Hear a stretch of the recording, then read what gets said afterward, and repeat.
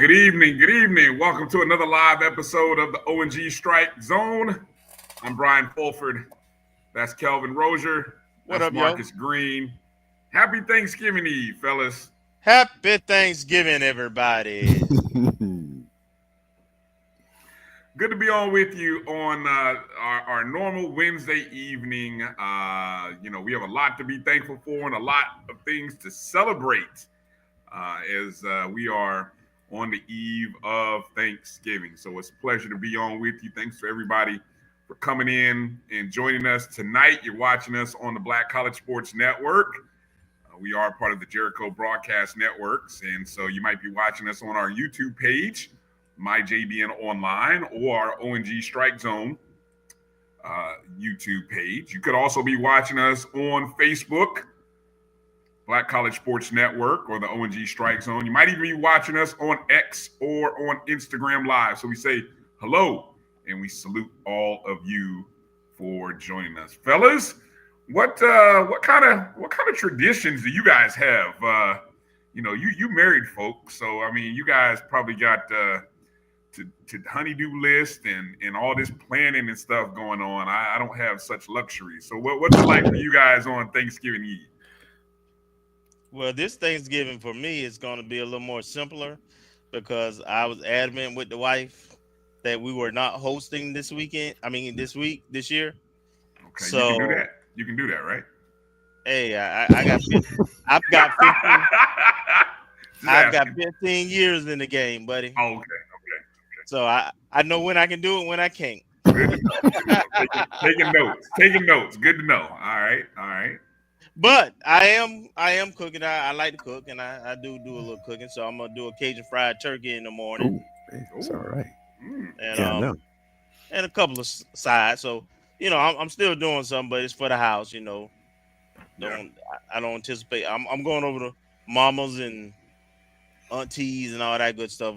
A tradition we typically have is that our family goes over to one of my aunt's house and get together, and everybody brings a dish, and we have a good time.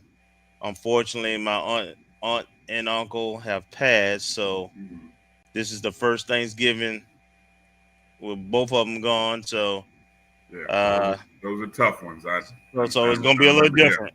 Yeah. How about you, Marcus? Well, we're hosting.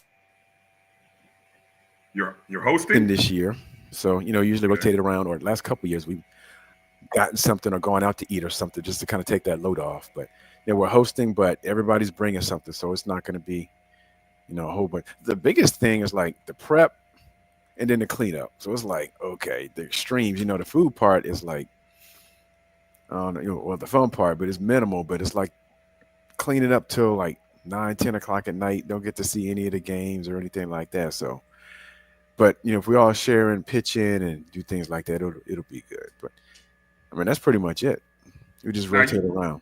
You said you used to go out. Where would you go? I'm just curious, asking for a friend.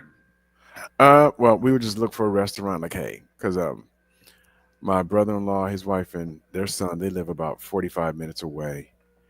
And so, we try to find something in the middle. We went to some place, I won't name it, but it was horrible. We were like, oh, what in the world? It's not a chain. It's a local restaurant where I'm located, and it was like, bad decision. Made you feel cheap and dirty for even going there. It was horrible. We were like, what is this? It was almost like that line, like the line in gosh, I can't believe it. Like in what's the name of this? Rapper's Delight. Where the chicken tastes like wood. It was like, oh my gosh, what in the world? And it was packed too. I was like, how are people coming here? We had never been there before. Yeah. So that's off the list. All right. Well, Well, hey. Hopefully you have a better experience. Hopefully everybody else has a good experience. Ooh, Sean Gilbert. I don't know if you're gonna be getting any Thanksgiving. Yeah, Samuel Gilbert. Ooh, he gonna get the whipped cream on top of his pie. Hey, I mean, Hey, Well, man, if that's it works. why is that controversial? he might be old school, and That ain't controversial. If you got a lot of a lot of women in the family, that's just what they, Well, what the it's not. I'm sure if a man wanted to help out, he could, but he'd probably get shooed out of the kitchen. If I man get going, sit down somewhere, get out of here. So it's all good. No. I like that, Sam. I got you, Bryan. You'll learn. After Thanksgiving, you want your wife to conserve her energy. So you'll help out in the kitchen. I didn't say I would help out, Marcus. I didn't say if I ever become so blessed and fortunate, I'm not saying I wouldn't help out. You save energy for more important things. Man, ain't nobody really okay. Everybody got time. You got time. You got energy for all that after all that turkey and dressing. I'm just asking. I'm figuring that'd be a day off from those kind of things. But okay, I'm just a thought. That's a thought. Sam said it's a tradition. I love that, Sam. All right. Well, man, we got a lot to be thankful for. A loaded show for you on this Wednesday evening. We got a lot to talk about. Mm-hmm. Much going on regarding FAMU. We got championships. We got a big Saturday to talk about. 2-0 against those mangy Wildcats, and then we got to cap it off on Sunday with a championship against who took our championship from last year. So coming up at the bottom of the hour, we're going to talk to a pair of champions. And dare I just go ahead and go #FAMU legends. These two young ladies will should be one day going into the FAMU Athletics Hall of Fame. Their story's not over yet, but man, the careers that they have had at FAMU are quite impressive. Mm-hmm. Brooklyn Watts will be joining us. Brooklyn, of course, the SWAC tournament MVP, the MVP that matters. That's all I'm going to say. I'm going to put it like that. The MVP that matters. And then Isis Williams, 3-time SWAC champion. The block queen herself had a career day in a championship match, one of Coach Gokon's first recruits. So we've got those two ladies joining us in the bottom of hour one. So any volleyball-related questions, you guys get those queued up and ready. Then at the top of hour two, friend of the program, Coach Erica Cromartie is going to be joining the show. Of course, former girls basketball head coach, state championship winning basketball coach at FAMU High /DRS, as they now call it. And now she's an assistant coach with Coach Gordon for our women's basketball program. So we will talk to her. And then at the bottom of hour two, our AD Angela Suggs will be joining us, and she'll kind of talk about the experience of the past weekend, the miles that she put on the ground and in the air, and then also what's ahead for Friday, because the season is not over, ladies and gentlemen. We're used to our season being over with the class. Well, let me rephrase that. We're used to our regular season being over after the Classic, but our regular season continues on Friday, and it's senior day against Alabama A&M. So that's all coming in. We got some other little news and sprinkles of stuff to talk about. But before we get into talking about the big Classic win, let me quickly go through and give a shout out to those of you who have jumped in. Want to address everybody and remind you, check out the Cash App down at the bottom. You can also hit the Square app QR code there if you like, or if you're on the MyJBN chat feed, you can always share via a super chat. We appreciate you for doing that. So as we get into this segment of the show, Kelvin, of course, as he always likes to do when he comes in, if I can find it, where's the doggone chat? There it is. Kelvin, always one of the first ones in, wishing everybody happy Thanksgiving. Bull also decided to come in early. Let's see. Bull says he's frying 2 turkeys in the morning. And fried wildcat as well. Always a good dish. I don't know how kind of seasoning you put on that, but fried wildcat sounds good. Jimmy Mack, exactly. He's all in agreement with that. Happy Thanksgiving to you, Jimmy Mack. Hopefully you and your family have a great Thanksgiving. Ken, good to see you. Happy Thanksgiving. Thanks for coming in and joining the show. We appreciate you. Our coach on the BCSN Sports Wrap, Coach Ferrasi Norman. What up, Coach? I know Coach is excited. There's all kinds of job opportunities. You know, Coach got his hand raised. Coach is like, hey, I'm over here. Yes, he does. So, there's some job opportunities. So we'll see what's you know what. We'll keep your ear on the ground. You know, hopefully you'll hear Coach Ferrasi's name being mentioned in some of these openings that are there. Meredith, good to see you, Meredith. Happy Thanksgiving. Thank you for being a JBN subscriber. Marcus as well. Happy Thanksgiving. Thank you for being a JBN subscriber. Thanks for coming in. We always appreciate you. Marvin Allen checking in. Duval in the house. I believe that's where Marvin's from, right? Duval? Yes. That's right. Tony checking in. Good to see Tony. We saw Tony, Crystal, the family. Man, I had the pleasure of, just seeing my boys who we hadn't taken a group shot of, you know, Tony, Bob, Dav, just all of us. I mean, the stories that we could tell, boy, I tell you. But it was great to kind of see those guys, my heroes, as I like to say, man, my guys who great fathers, great husbands, you know, those are my heroes. So I was happy to be able to take a picture with them and see them. I love you guys. B Starks, good to see you. Happy Thanksgiving, B Starks. Good to see you. Tamara T, happy Thanksgiving. Thank you as well. You and B Starks for being JBN subscribers. Thank you. Good to see you. Good to see you, Gail. Happy Thanksgiving. Get those. I think we hit on some. We hit on some predictions, Gail. Mm-hmm. You gotta hear them. Put them in the chats. I know a couple of us did. Gail in Tallahassee still. I saw her at the basketball game Tuesday. Okay. All right. Maybe I'll see you this weekend, Gail, if you hang around, if you're still in town. Good to see you. Let me see who else is out there. Mary 305. Happy Thanksgiving, Mary. Good to see you. Thanks for being a JBN subscriber. Chuck Hunt checking in. Happy Thanksgiving, Chuck, and happy birthday. Happy birthday, Chuck. Yeah, Chuck had a birthday just a couple days ago. Happy birthday to you, Chuck. Sam checking in as well. Thank you, Sam, for being a JBN subscriber. Sweet, thank you as well for being a subscriber. Thank you. Definitely. Coach Ferrasi sharing, definitely recognize what you're going through there, Kelvin. Those of us who are spending this first big Thanksgiving without a family member, thoughts and prayers to everybody. I know it's tough. Been there, but hopefully everybody has some good memories and some good laughs. And I always like to choose to hang on the positive side of things instead of feeling sad. Yeah. I forgot. Yeah, definitely Jimmy Mack. My bad, Jimmy. I forgot you were with it. Yeah, Jimmy Mack was with us. Good to see you. Glad we had a chance to chop it up. Along with Coach. Thanks to Leon Pitch. Yes. Pitch and Sounds, man, for hosting us and laying it out, man. It was awesome.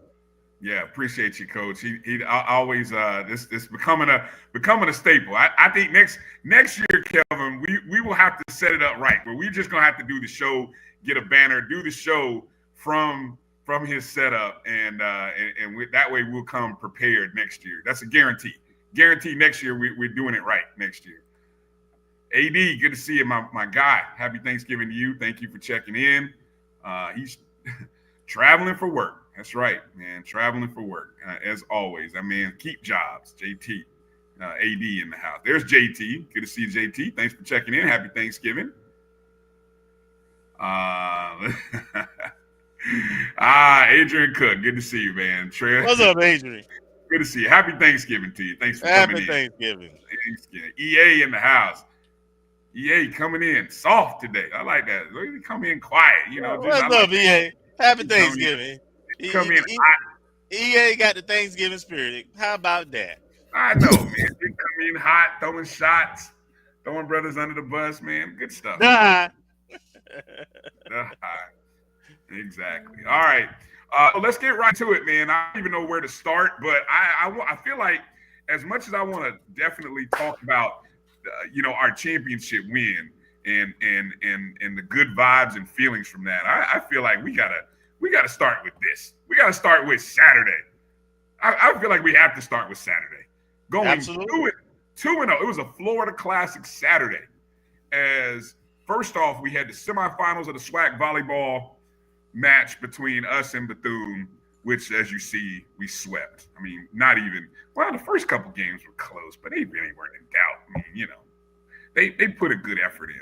Good game, good effort first couple, but our ladies we were focused. Our ladies were focused. Mm-hmm. Most definitely. And then, of course, the actual football game, which we won 41-38. So not too many times, Kelvin, that I can recall a 2-0 Florida Classic day. Can you? I don't know. No, I don't recall us having a couple of. Well, maybe back in the day when basketball used to play. Yeah, but that's it right. wasn't I on. forgot about those days. But it was the weekend. It wasn't on the same day. Right. So congratulations. That was a fun Saturday. But obviously the lead story, that we have to touch on, and let me get my graphics and everything. Starts with these ladies right here. The first off, the perfect 16-0 run in the regular season. I mean, and they, obviously our ladies get cleaned up. Everybody get cleaned up, looking good, looking great. Team picture with the regular season trophy. But that's not what we went to Grambling to get. That's not what we, that was just the Appetizer. The appetizer. Yeah, thank you. The appetizer. The real stuff came right there on Sunday, taking a 3-1 victory over Jackson State in a rematch of last year's championship game.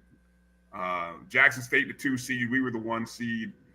We took the first set 25-23. We took the second set 25-23. And I think as we watched that, the thing that was most impressive to me in the first 2 sets is the blocking in set 1. I'm just going to read kind of just here a little bit. Consecutive blocks by Isis Williams in set 1. FAMU fought back to even the score at 5-5 after falling behind 5-2. There were 10 additional ties in that set. That's how good that first set was. Mm-hmm. All the way went to 23 before back-to-back blocks by Isis closed things out. She had a part in all 6 of FAMU's blocks in set number 1, in which we won 25-23. In the second set, we got behind 15-13 before scoring 4 straight points. London Hatch had a service ace, forced Jackson to call a timeout at 17-15. And we also rallied back from being down 20-19 to go on a 4-0 run to take that second set, which was a pivotal set. So we go into set 3, 2-0. Now the third set, I can't even explain what the third set was. The third set was just one of those moments where Jackson State was just hot, man. I think they jumped out in some kind of a ridiculous 7-0 start. It just was a run that was ridiculous, man. They ended up beating us 25-8. They really could do no wrong. I mean, every kind of hit and everything was going their direction in the third set. But, really, I wasn't worried, though. I really wasn't worried because the destiny that this team and the path that this team was on was set. And we got out to an early 6-0 run in set number 4. And from there, it was just putting them away. We ended up winning the fourth set 25-14. And if you counted down, if you were following our Twitter feed, I'm telling you, just counting down the last 5 to 6 points was amazing. Just amazing play. It was a beautiful thing to watch, to be honest. And I think I don't recall, maybe you guys recall the championships sets from the first two championships in 21 and 22. I feel like one of them was a little closer than the other, but this one we dominated we dominated this one. I know they took a set from us, but this one was pure domination by this team. And so we won our third SWAC championship in the past 4 seasons. Say that one more time. Third in the past 4 seasons. And that one time we missed it, we were 1 up. We were in the championship. So we've been, again, 4 consecutive years, 3 of the past 4 champions. We finished the regular season 27-6. The third 20-win season under Coach Gokhan. 27 victories marks the most in a single season during Coach's tenure, surpassing the 21 team that went 25-7. So this team is already guaranteed to have the greatest single season record in single season under Coach Gokhan. And at the unbeaten 19-0 run, it just continues to just spark what this team accomplished. Guys, go ahead and get your thoughts in here. I got all these photos and images I downloaded. Just your thoughts on what you saw from this team in this tournament and this season. Well, for the season, the first thing that sticks out to me is no losses in Lawson. That is something. Amen. That is something that I think we coined here on the show. We started it. That's right. We started it. No losses in Lawson. We started that. Yes, indeed. Because we were talking about how, Bragg, we had it going and we wanted to have something similar for our Olympic sports in Lawson. And the volleyball team, they held court. They did their thing and beat everybody, all comers in Lawson. So that is extremely impressive and something to be proud of. JSU gave us a tough time in the regular season, took us to 5 sets. So for us to take them out in 4 sets in the championship game, shows that we got better and we got stronger and we just would not be denied. And it just put the exclamation point on the season that is and has been. So I'm very proud of the ladies. Thank you, ladies, for all you do and how you represent FAMU. I mean, they do it in the classroom also, as well as on the court. But they're the champions both regular season as well as the tournament. And now they go to the tournament. We'll find out on Sunday at 6 o'clock exactly where they're going. And the one thing that I hope, I would love for this team to finish off this great season is find a way to win a game in the NCAA tournament. Yeah. That would be awesome. And they deserve it, frankly. Yeah. Marcus, what do you got? Well, when we were doing the preview during the season, we looked at the roster that Coach Gokhan had compiled. And, he's moving all the chips into the center of the table because it reminded me, and I think we talked about a little bit of how Coach Simmons approached it from the football season last year, where we had a lot of senior talent, a lot of experienced talent, and it was championship or bust. And the ladies proved throughout the season that was their focus, that was their goal, and went through some trials and tribulations. There are a couple injuries, there are also a couple matches that got away in the non-conference schedule that could have been wins, but it was a learning experience that appeared to be, and never see them get rattled. And it didn't seem like there was the experience and the depth of the team, once again paralleling what Coach Simmons had last year in the football season in terms of being able to move around chess pieces, utilize experience, skill, and talent to make sure that in any game situation that occurred that we had an answer for it. And I guess overall for the season, I'm excellent under going through the conference once again, because we knew that even though the team came up short last year, that there are probably tiers in the volleyball side, and typically we were ascribed to being one of the upper tiers, so we knew we were going to get everyone's best game out of them. And the ladies proved with the series of sweeps and even the number of matches, that they had won and the number of consecutive sets that they won. I don't know if that's a school record or a conference record, but before we dropped a set to a conference team, just showed the mental grit, determination, and the cohesiveness they had as a team. And to top it off with the championship and to be able to beat arguably the number 2 team in the conference, who's been basically, I think it's been 3 straight years. I can't remember if it's 2 or 3 straight years where it's been Jackson and FAM. I know the last 2 when we split 1-1. I just don't remember 21 and 22. I think that might have been. I feel like that might have been Alabama State. That's what I thought. I thought one of them was Alabama State, and I'm not sure in 21 if that was Jackson or if that was Prairie View or someone else. I don't recall. But to arguably play the second best team, the team that gave us fits, and I think the only conference team that gave us that went past 4 sets. 5. Yeah, it took us to 5. The only team 5 that in took us both. to 5 and twice during the season.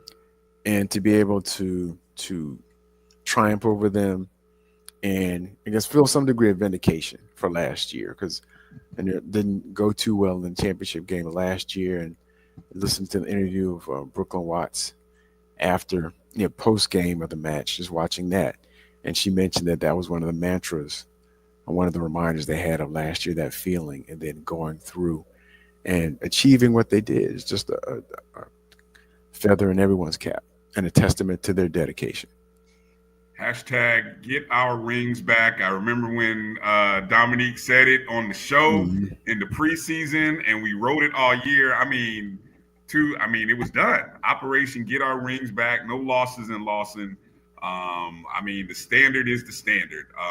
That is FAMU Volleyball's 16th conference championship. We still have the most conference championships in the MEAC, 13.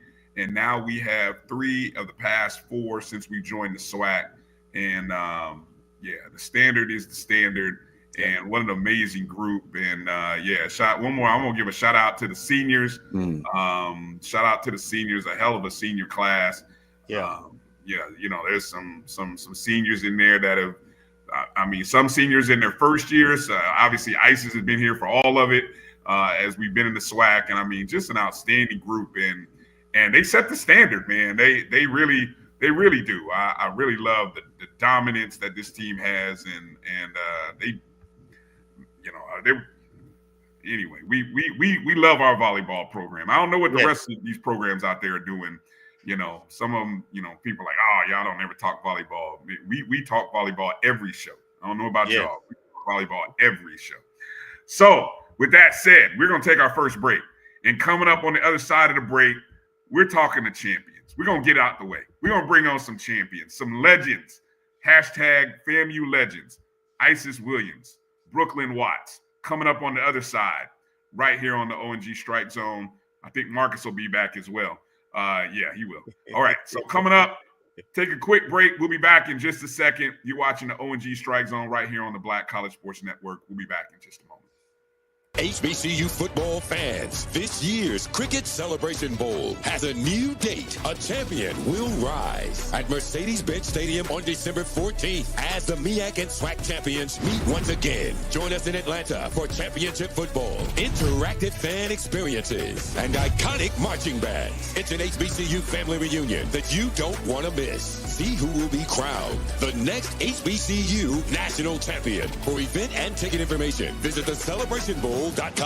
Looking for the ultimate cultural experience of 2025? The Zora Outdoor Festival of the Arts is where you need to be.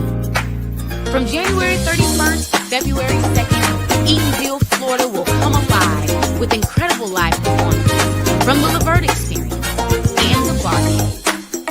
Immerse yourself in interactive art. Shop from over 80 vendors. Take a journey through history with a new virtual tour. And enjoy family-friendly STEM activities.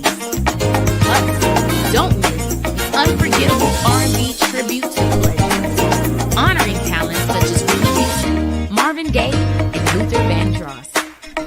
This is more than a festival. It's a celebration of Eatonville's rich cultural heritage. Visit zorafestival.org for tickets.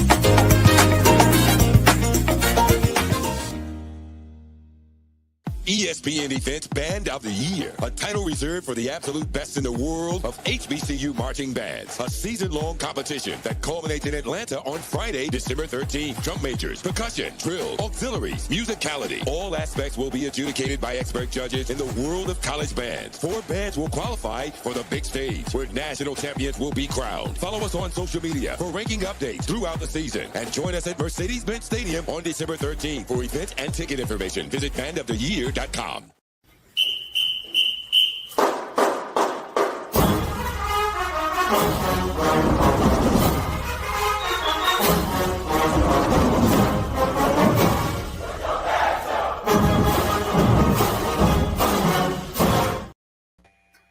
All right, welcome back to the O&G Strike Zone. Bryan, Kelvin, Marcus, and let me, as we get ready, these are, so picture here, all tournament team selection, SWAC all tournament team. You got Brooklyn Watts, who was the MVP of the tournament. Should have been the MVP of the SWAC, but we're not going to go there. You know, we understand how SWAC voters can get, but she made sure to let the SWAC know. She made sure she put it on wax and let y'all know that y'all messing around. And there you see Isis Williams and then Mackenzie Taylor as well, all SWAC tournament. So let me get out the way and let's introduce and bring on for the first time on the O&G Strike Zone champions, none other than Isis Williams and Brooklyn Watts. Ladies, congratulations, champions. Well done, ladies. O&G Strike Zone. Thank you. Thank you.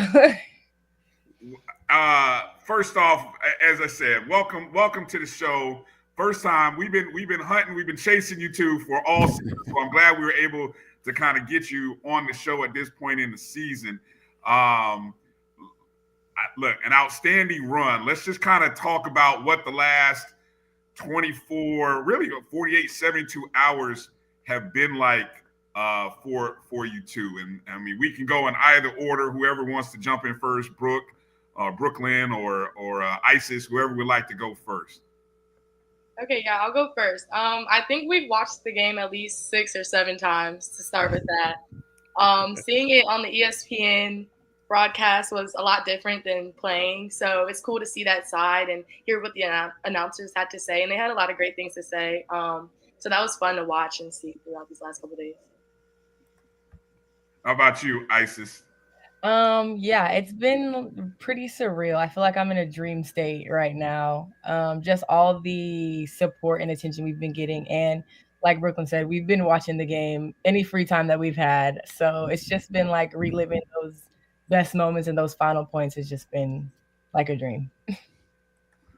Nice. So, and let me make sure so that people can kind of put make sure we put proper respect on the accolades. Again, Brooke, MVP of the tournament, and we all know you probably should have been MVP of the season, but we're not gonna go there. Also, 1,000 career kills.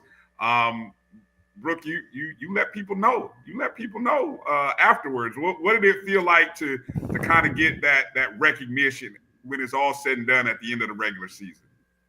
No, yeah, it was pretty cool. And just to be able to go out and just show with our actions and to be able to prove ourselves was really huge for us. Going into the tournament and after not winning a lot of the awards, it kind of just motivated us, put a chip on our shoulder. And then when we were able to go out and prove it and, play against these girls, it was great. We did exactly what we talked about.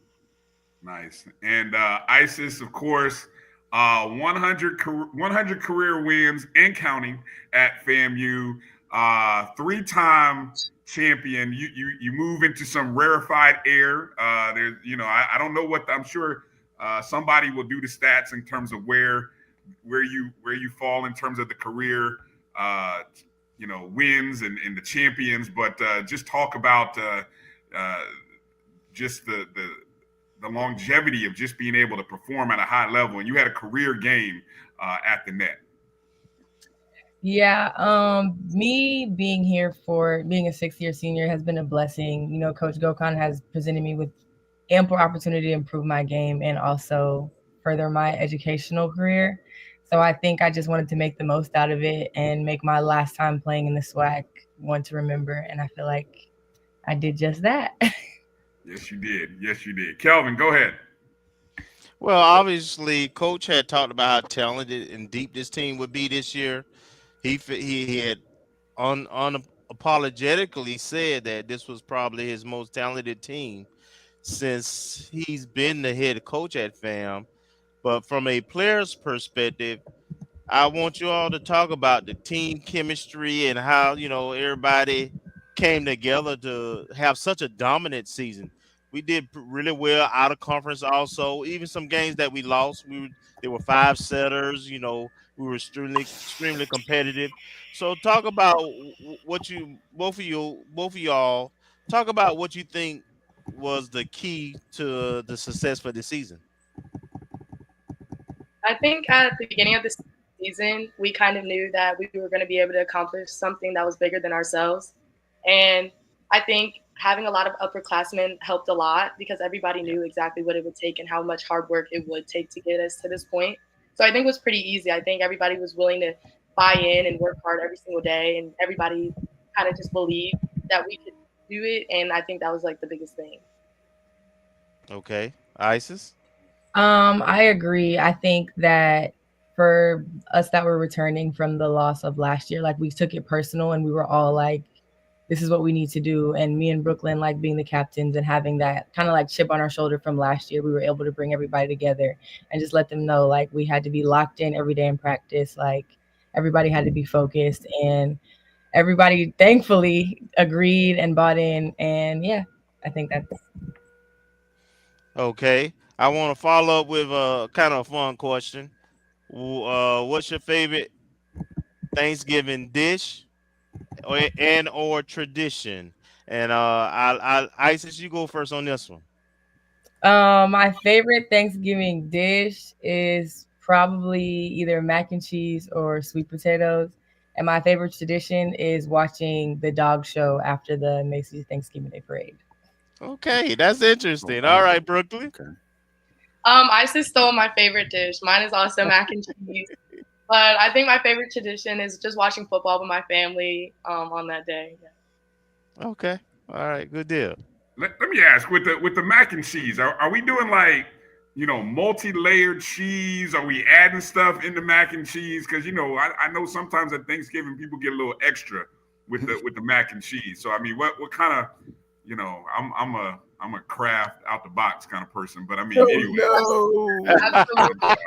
Thank you, ladies. Man. What extras? What extras? Or what kind of? Are we talking extra cheeses? What are we talking, ladies? It's my grandma's recipe, so I can't tell. Just know it's really good. Nice. All right, what do you got, Marcus? Go ahead. All right, actually, I have a separate question for both of you. I'll start with you, Miss Watts. On some of the post-game comments, you may have answered a little earlier, but you mentioned about put some respect on our name. And without naming any particular people, could you elaborate a little bit on that in terms of whether it's something tournament related or something season long? And for Miss Williams, I wanted to ask you, when you were recruited, I believe, out of Texas, did you imagine being here, at the end of your collegiate career? And also, what prompted you to come back for your sixth season? Whichever one. Go ahead. Okay, for the respect thing, I just think we were 16-0 at a certain point in the season. We hadn't lost a game, and we'd only we had swept every single person in the conference at least once, except Jackson State. So I think we had a pretty good season, but I do feel like the awards didn't reflect as well as they could have. We have a lot of talented people on our team and a lot of different, I think, positions that definitely deserved a little bit more, but at the end of the day, you just have to show through your play, and that's exactly what we did in the tournament. We were, able to showcase our true talents and how good and how impactful we really are as a team. So I think we were able to prove it. Okay, well, thank you. I feel like that was a loaded question, but No, I would say if I was going back to my younger self when I was first getting recruited, I can't say that I could even imagine being here right now and going as far as I did.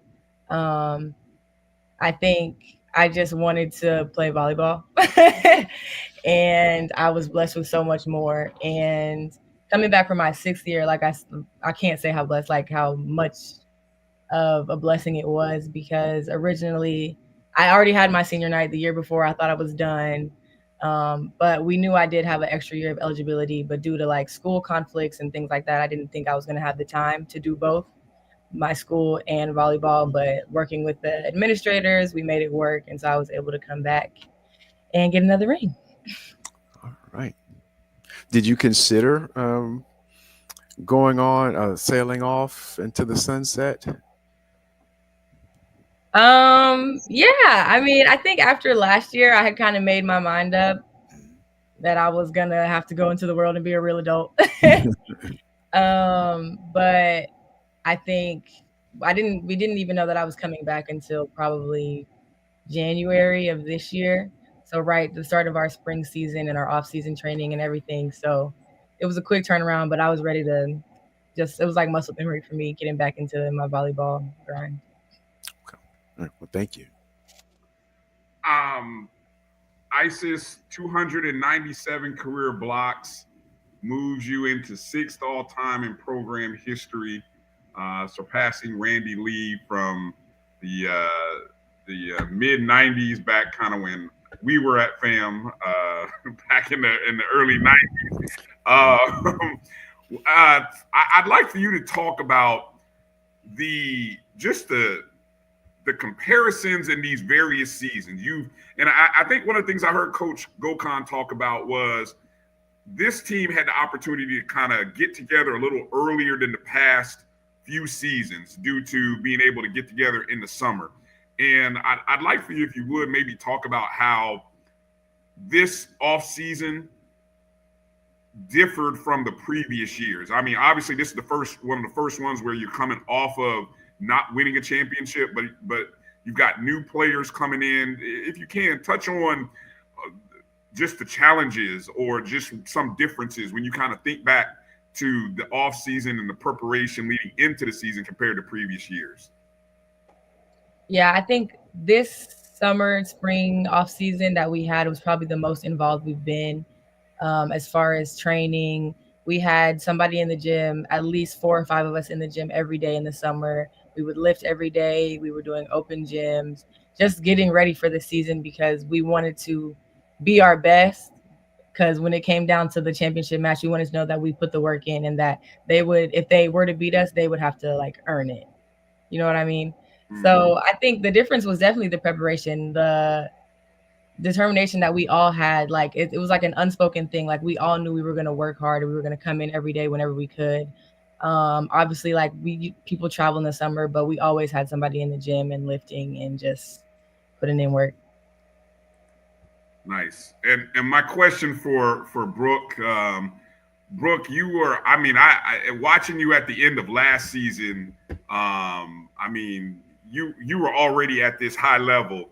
And then in the off season, you come in with teammates like Jada Rhodes, who was, I mean, an outside hitter. And I mean, talk a little bit about how Coach made it all fit. I mean, you guys, I mean, there was some talent that came in this year. You know, we kept looking and we were like, oh, we are loaded. We're bringing in, but I guess with any team, when you bring in new players, you got to make it all fit.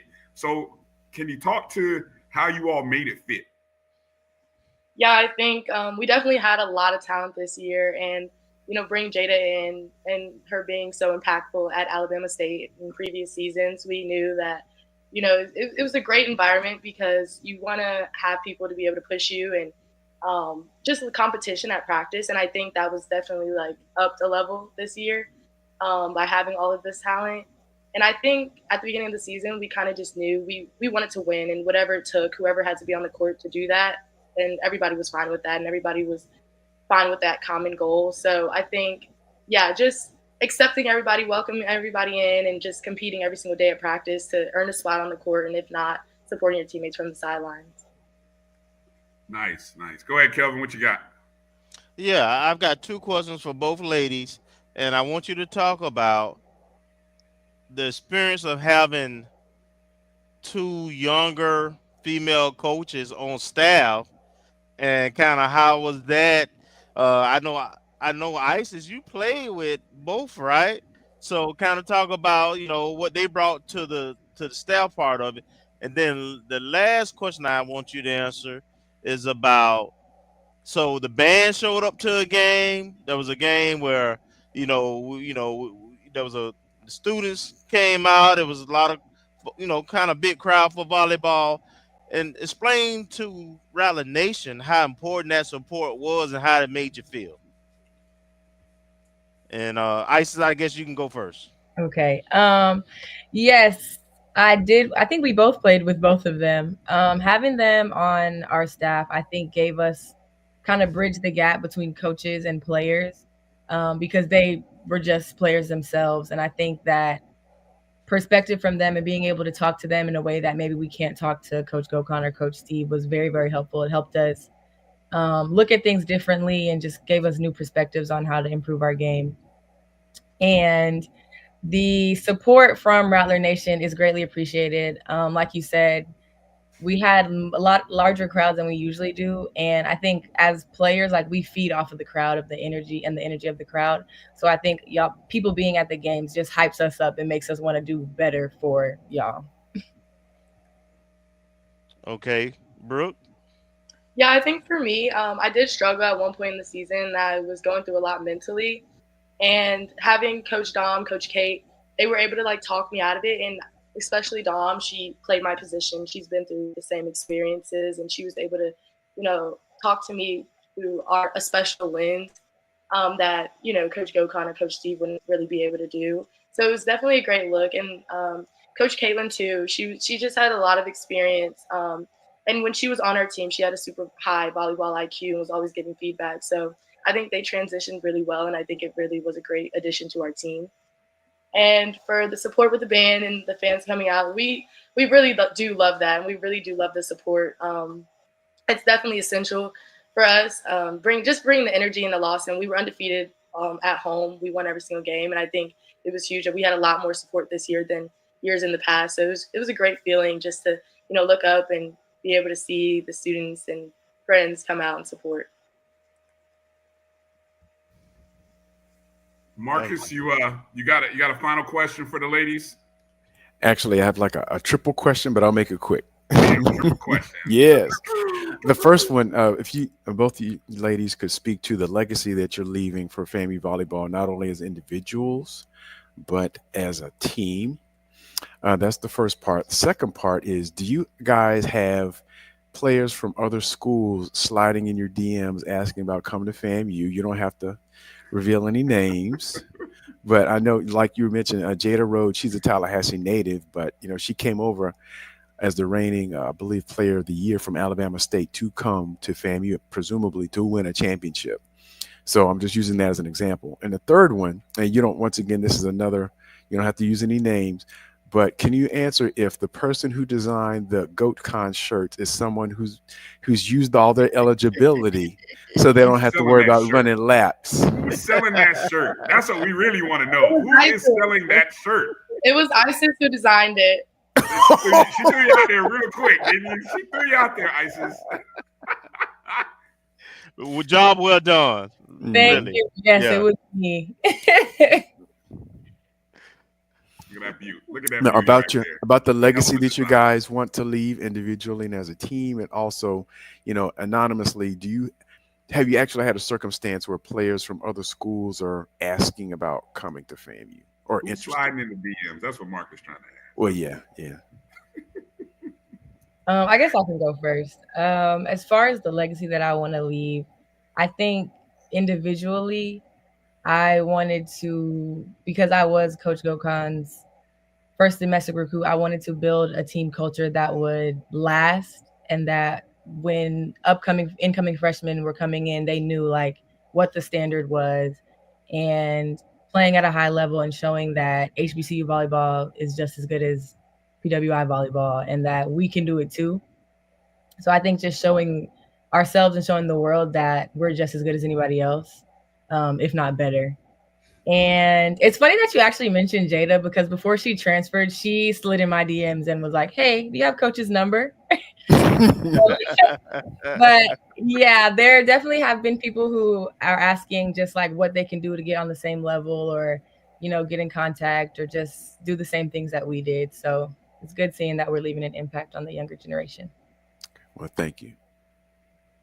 Yeah, definitely piggybacking off of what Isis said about the team culture. I came in as a transfer, so I was kind of just put into it. A culture had already been developed when I got here. Isis had done a great job already. So it's pretty easy for me. I think just jumping in and going along with it. And I didn't really realize the impact that I would have on this program.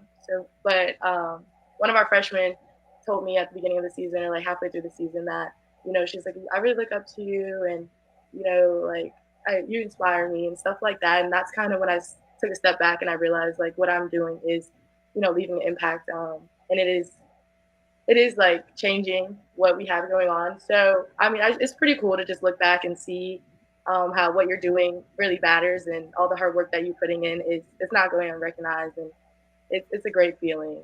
I'm sorry, what was the second question? Any players from any teams or across the country reaching out and asking about coming to FAMU? I've had some friends from local clubs that I used to play on ask me a lot, but yeah, just the younger generation, they always text us and ask what, like Isis said, what they can do, and like drills and for advice. So it's pretty cool to see that they're interested in our program and our university.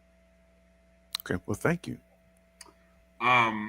Ladies, I want to. So the selection show now is the selection show Sunday, Kelvin? Is that right? Mm-hmm. Yeah, Sunday at 6. Okay, so I guess everybody will be back in town for the selection show, correct? Okay. Are you guys gonna have a watch party? Yeah, looks like a yes from Ms. Williams. Okay, so there will be a watch party on Sunday. I know we'll get more details on that. So I want to leave you with a final question, and I'll ask each of you this question, and I'll start with Brooke. Brooke, when you transferred from Murray State, I want you to tell Rattler Nation who you were when you first came to FAMU, and who you are as a graduating senior, leaving the FAMU volleyball program after winning 2 titles and a tournament MVP. I think coming in, I was just very young and naive. I didn't really understand what it took to win a championship. We had a successful season at Murray State, but we just weren't a championship team. So after finishing up with this program, it's definitely changed my work ethic and just shown me like how hard you really need to want something and put your actions to it. So I think I've definitely have grown a lot over these last couple of years, on and off the court. And by the way, just in case people didn't know, I know Kelvin likes to always ask a question. What is your major, and what are you planning to do after volleyball? I'm majoring in criminal justice right now. I'm not quite sure. I'm still weighing my options as of right now, but I'm still trying to figure it out. Okay. And for you, Isis, when you one of the first recruits here for under Coach Gokhan, coming in as a freshman from Louisville, Texas, who were you when you first came to FAMU, and who are you now? When I first got here, I was just young. I was probably a little bit insecure about my abilities on the court. And I was just looking for something to give me purpose and something that I could really just throw myself into and develop and grow as a person, as well as a teammate, leader, whatever you want to call it. And now I feel like I accomplished all of my goals. I feel like I definitely left something that will be long lasting for this program. And I really just can't express how proud I am of myself and my team and all the work that we've put in to get to this point. And nice. And what is your major, or what are your majors? Or because obviously you're in grad school. So what do you plan to do after once you come out into the real world? Yeah, so I am currently getting my master's in occupational therapy. And once I walk across that stage, I plan to work with kids with developmental disabilities. Nice. Awesome. All right. From the chat room, ladies, our friend of the program, Kenya, she just asked, could you please finish the sentence? I represent Florida Agricultural and Mechanical University, October 3rd, 1887. What? That's what's up. Appreciate you, Kenya. Ladies, it's it's an honor to have you on the show. Yes. We enjoyed watching you represent us alums, and we're excited to have you be a part of alumni life. But it's not done. It's not over. You still got more work to do, ladies. So we celebrating you. Yeah, we telling you to go out and get a dub. Finish it the way you want to finish it, man. We are so happy and excited for all that you've accomplished, and thank you for continuing to build on the legacy of all the great volleyball players before you. And I like to say #FAMU Legends. That's who we're talking to tonight, ladies and gentlemen. Future Hall of Famers in my book. So absolutely, no doubt about it. I just want to say thank you, ladies, for all you've done to elevate the program, and happy Thanksgiving. Happy Thanksgiving. Happy Thanksgiving. Thanks so much. Yes, indeed. Thank you, ladies. We'll see you guys, and good luck. Happy Thanksgiving. Enjoy the mac and cheese, and good luck in the tournament. Bye. Thank you. All right. Nice. Good job. Yeah. All right. Champions. #champions. That's who we talk to, ladies and gentlemen. Always good stuff. Appreciate our Josh Padilla for helping to make that happen. It's a pleasure watching, seeing two legends work, man. They two legends. And like I said, I think I'm sure there's probably a couple of volleyball players who were part of that 4 years and won 4 titles, but there's not too many that have won 3. And so congrats to ISIS on winning 3. And also, I want to take a second before we go to break and give a shout out to another friend of the program, Dominique Washington, the first player and coach to win a championship. You can see her on the right after she repeated back-to-back winning a championship as a player, and then coming on board this year to win as a part of the coaching staff. Shout out to Dominique, 2-time SWAC Player of the Year. Congratulations, and to the coaching staff and everybody involved. Man, what a season, man. What a season. And so, like I said, we'll stay tuned. Sunday, the NCAA announcement will come out, and we will find out where the Lady Rattlers will play. Coach Gokhan, what did he say when we had him on last Wednesday? He thought it might be a bit of a travel outside the state. Yes, I had mentioned that I had to start looking up what possible teams will be able to host in the South, and there really was no team that would be hosting in the South. So he kind of confirmed that, and he thought that Nebraska was probably a travel spot because of Nebraska and Creighton. So, And it looks like Florida just got upset, I guess, in the SEC tournament today by South Carolina. Wow. So, I mean, they were ranked number 18. I think South Carolina was unranked. So, I mean, not that Florida, we typically went there, but they were typically in the top 16 or so. But that even makes the case even more likely that someone from our region may not host. And I think FSU got upset tonight, too, by SMU.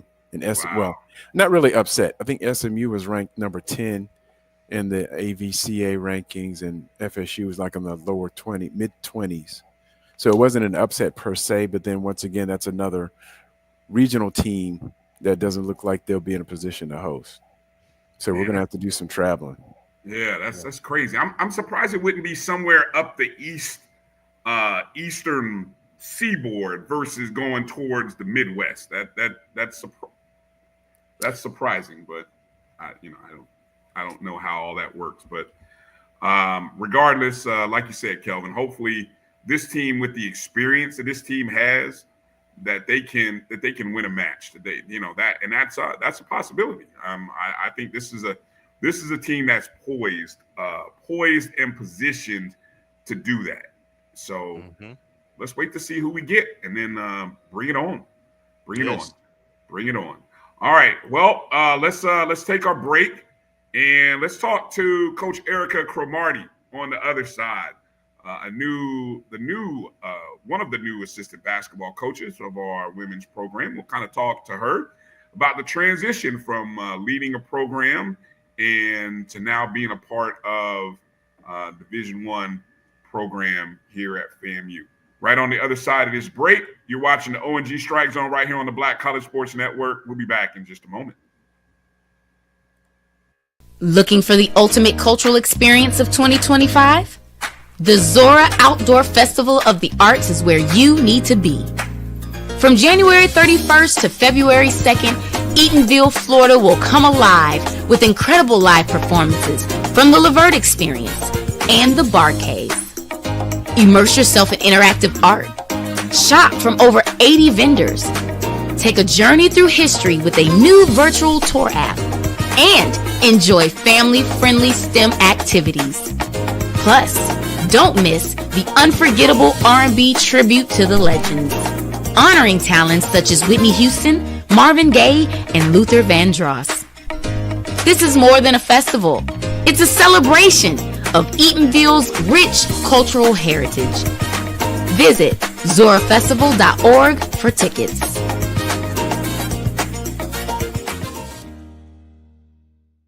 HBCU football fans, this year's Cricket Celebration Bowl has a new date. A champion will rise at Mercedes-Benz Stadium on December 14th as the MEAC and SWAC champions meet once again. Join us in Atlanta for championship football, interactive fan experiences, and iconic marching bands. It's an HBCU family reunion that you don't want to miss. See who will be crowned the next HBCU national champion. For event and ticket information, visit thecelebrationbowl.com. When it comes to professional learning, teachers deserve better. From the leader in online learning, Stride brings you the Stride Professional Development Center, an on-demand library of mobile-friendly courses that gives teachers choice and flexibility, allowing them to learn anytime and anywhere. Our dynamic courses provide bite-sized learning and help educators advance their knowledge while also gaining professional development hours. It's time you take charge of your learning. Visit us today to get started.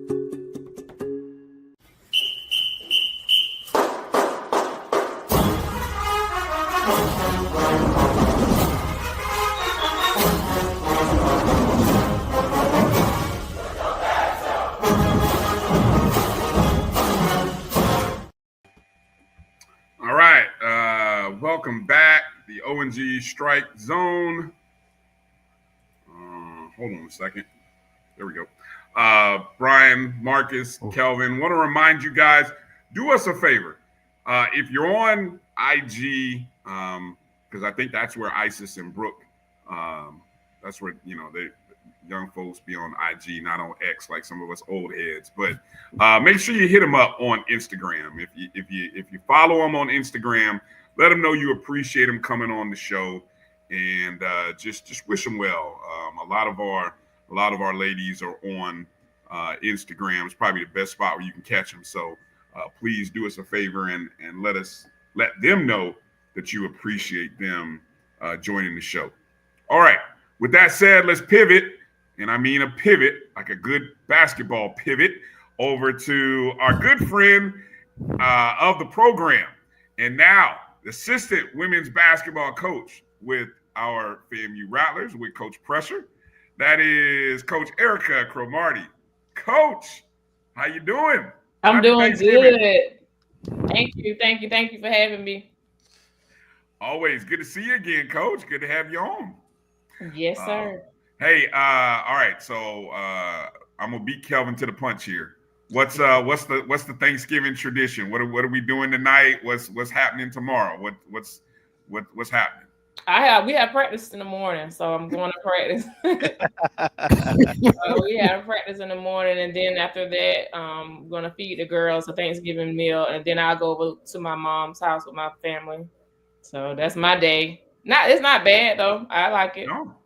Did you ever use with the high school program? Did you ever have any practices over the Thanksgiving break, or I'm sure maybe even tournaments or anything like that? Yes.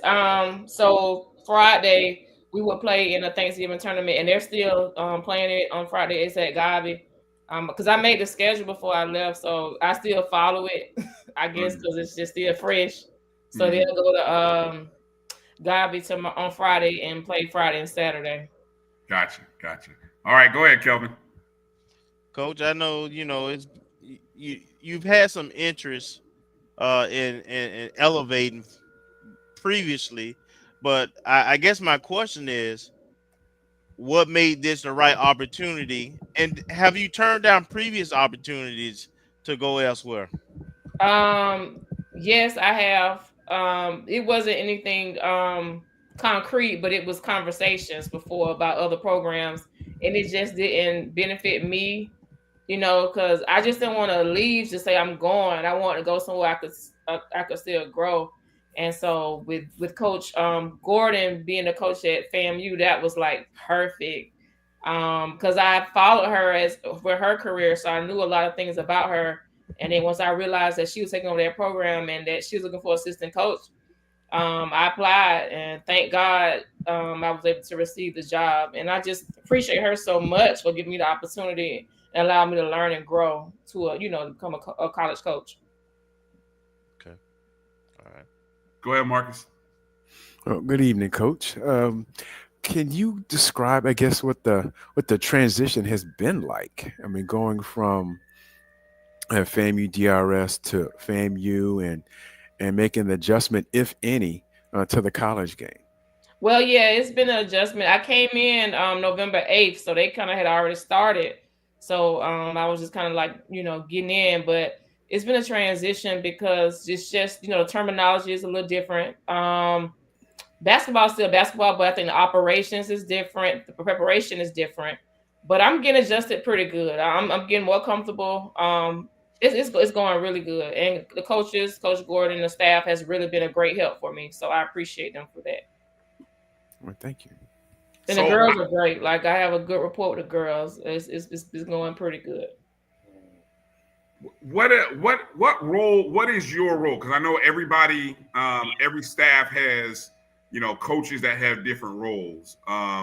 So describe and give us maybe a little behind the scenes on kind of what your role is on this staff as you come in. And again, when you came in was kind of right after the preseason, or I guess right after the season had started. So I know it might have been tough a little bit, but share with us what you can. Well, I'll help with the guards mostly.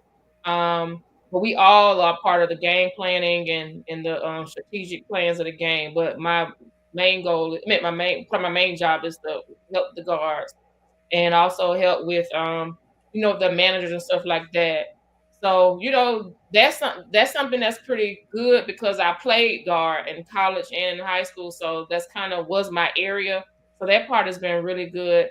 Everything has been good. It's just it's just transitioning from high school to college, but it's just reps and just confidence. That's all, and I'm getting there, and I know I'll be there soon. So I'm just happy about that. But it hasn't been a bad transition. I mean, yeah, I started. I think I started, and it was the first game when I started. So I was just watching, but it's good. So I enjoy working with the guards.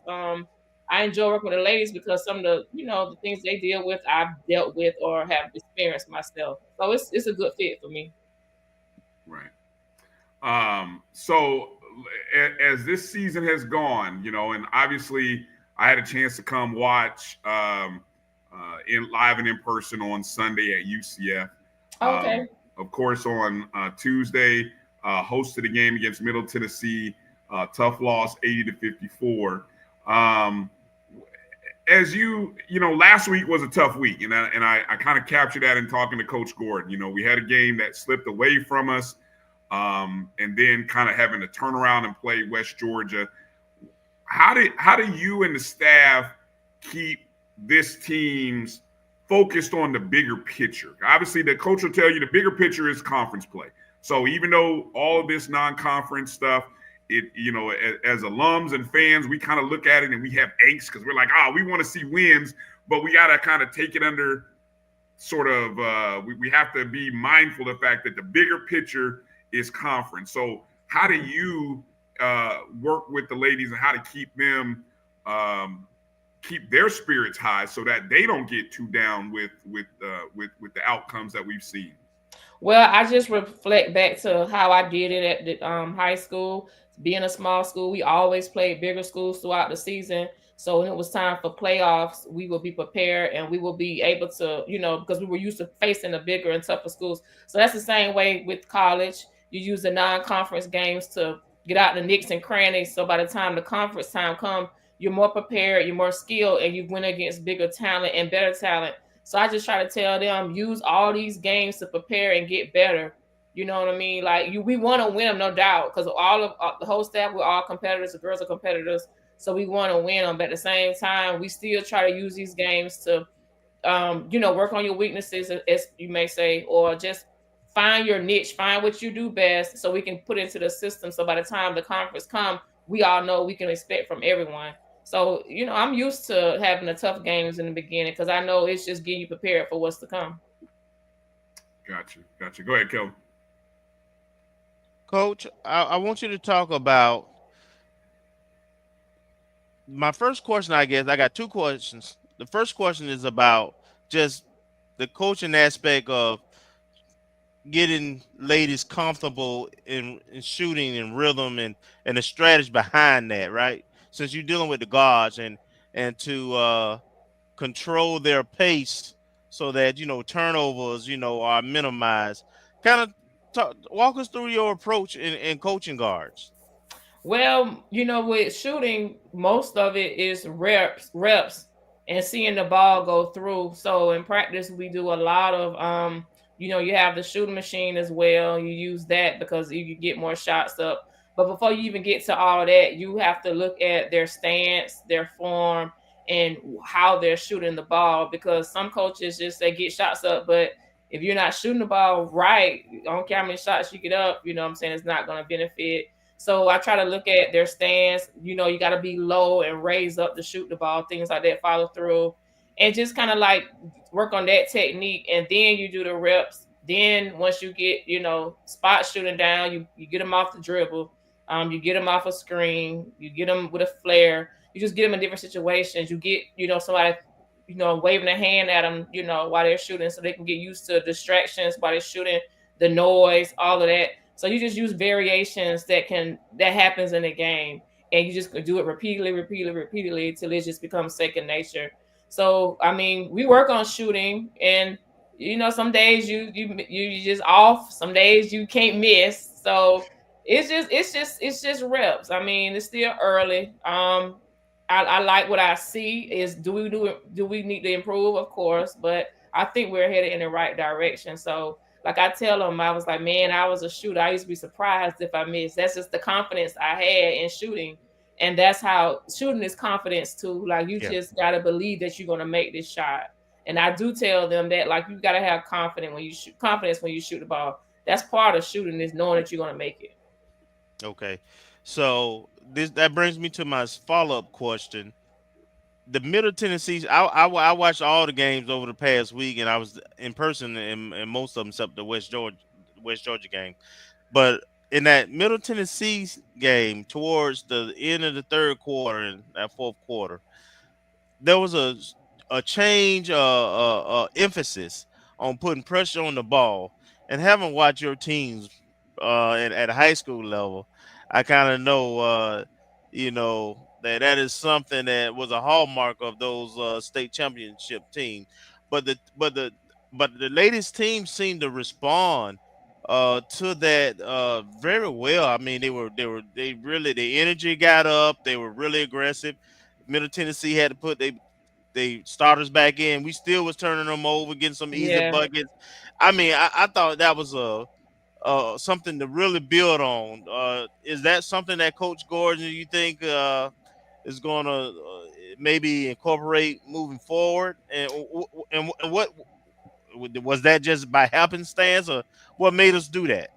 No, that's something that she's going to incorporate more. Now she's really just trying to figure, just use different things to see how we respond to it. And I think the team responded well. And one good thing I like about Coach Gordon, she involves her coaches on, her decisions.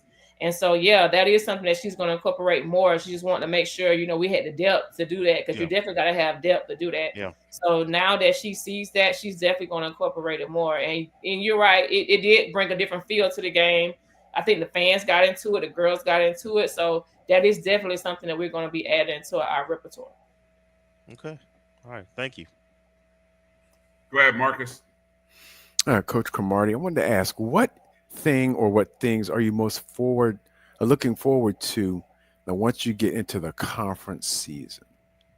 Well, just seeing how this is, it would be my first time like actually in it, so just seeing how the other teams are, their depth, their style of play. I mean, I kind of I know how the SWAC, how the conference is.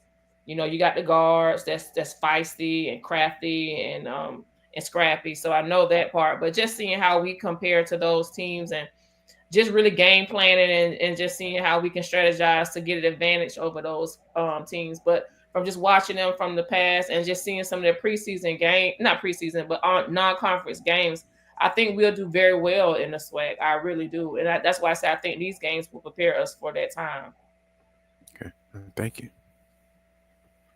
So I want to kind of leave you with kind of really assessing what should Rattler Nation's expectation be as we watch? What should we be watching for? Because I know, some things that we see when people say, well, how do we get the turnovers down? How do we improve the outside shooting? But I know that's fluid. It's nuanced, because I know we're also dealing with trying to get healthy again, which, Coach Gordon has already, she's told me, that's something that, we're still not at 100% with our entire group. So if you would kind of talk to Rattler Nation and let us know kind of what things we should be mindful of, what should we be watching as sort of our barometer of these games upcoming, especially we got Georgia Tech upcoming. What is that? Is that Saturday or next Saturday? Saturday. Well, Sunday actually. Okay, Sunday. So Atlanta Rattlers, be on the lookout. So if you would kind of speak to that. Well, I mean, so like I said in the beginning, it's still kind of early, you know what I mean? And we're still, like with basketball and I guess football as well too, you still got to find that nucleus, that group, that rotation. A lot goes into, how a team will look. And so we're still, we're work in progress. We're still trying to get the nucleus, that rotation, that group. And so it might be sometimes where we're still, getting it together. But one thing about it, and with sports, once you got it, you got it. You know what I'm saying? You'll be a well-oiled machine, but it's going to take time to get there, And I know we'll have some good spurts coming up, some good games, some good wins coming up, but it's just going to take a little bit of time. And that's just coaches coming together, players, believing what they can do, and just, being confident in what they're doing. And again, that goes back to reps and continuing to do it over and over and over and seeing success within that, even if it's a small game. So I can't tell you by next game is going to be great. No, I can't. But I can tell you the effort will be there. We're going to work with them. They're going to improve. And once you see it, you'll know that we've arrived. Yeah. That you mentioned that effort. That is one thing that I have not seen dissipate. I mean, right, and it won't, especially not with Coach Gordon. Like, no, the one thing about, and that's what drawn me to want to work with her, because she's a stickler on working hard. And once you work hard, good, like I tell them, when you put in the effort and the confidence and the work ethic, good things happen. So it's gonna be good. It's gonna be good. Nice. Any last questions, Kelvin or Marcus? No question from me. I just want to wish Coach a happy Thanksgiving Thank you. and congratulations. Thank you. Thank you And so much. and I'm excited for the rest of the season. Thank you guys, and thank you. Like even from the beginning, from when I was at the high school, you've always showed support and support the program. So I truly, truly appreciate it. When Kelvin asked me about Jordan, I was like, yes, yes, like yes, yes. You don't never forget, who helped you get to where you're trying to go. Right. Hey, well, we appreciate you always being accessible, always being able to share the stories and just being able to share your legacy with Rattler Nation, and you're starting a new chapter in the books. So we're excited to to watch it, And I'm we're learning excited. too. I haven't arrived, so I'm learning, and I'm okay with that. I'm okay with learning because I want to learn as much as I can. So I have no problem with learning and getting better. All right. Well, again, our ladies are at Georgia Tech. I'm gonna pull it up right here. Somehow my computer went nuts here. I want to make sure I get it right here. Saturday. That's right. Yeah. Georgia Tech.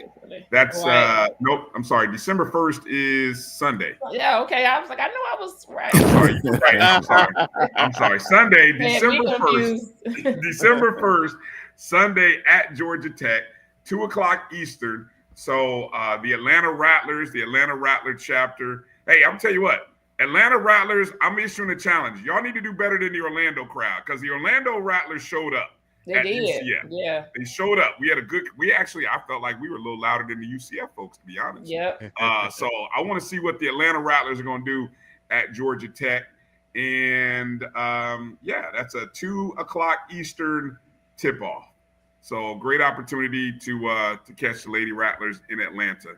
All right, who's doing the cooking tomorrow? I'm just curious that y'all are eating. For me? Somebody said it was Coach Gordon. Somebody asked if Coach Gordon was cooking. I didn't. Oh yeah, so the girl. Though I'm not sure if she. I don't think she is, but the girls will have a meal after practice. They are receiving a Thanksgiving dinner after practice. Gotcha. All right. Yeah. All right. So work them hard, and everyone will be hungry to eat after that. So for sure. All right. Well, you and the staff and all the players, wish everybody happy Thanksgiving from us. Yeah. Safe travels to Atlanta. When do you guys leave? We're leaving on Friday. Okay, so I won't even see you then Friday. So you guys will be on the road when. Oh, that's right, because the football game is. Yeah. Okay. I'm sorry. No. Will we be Saturday?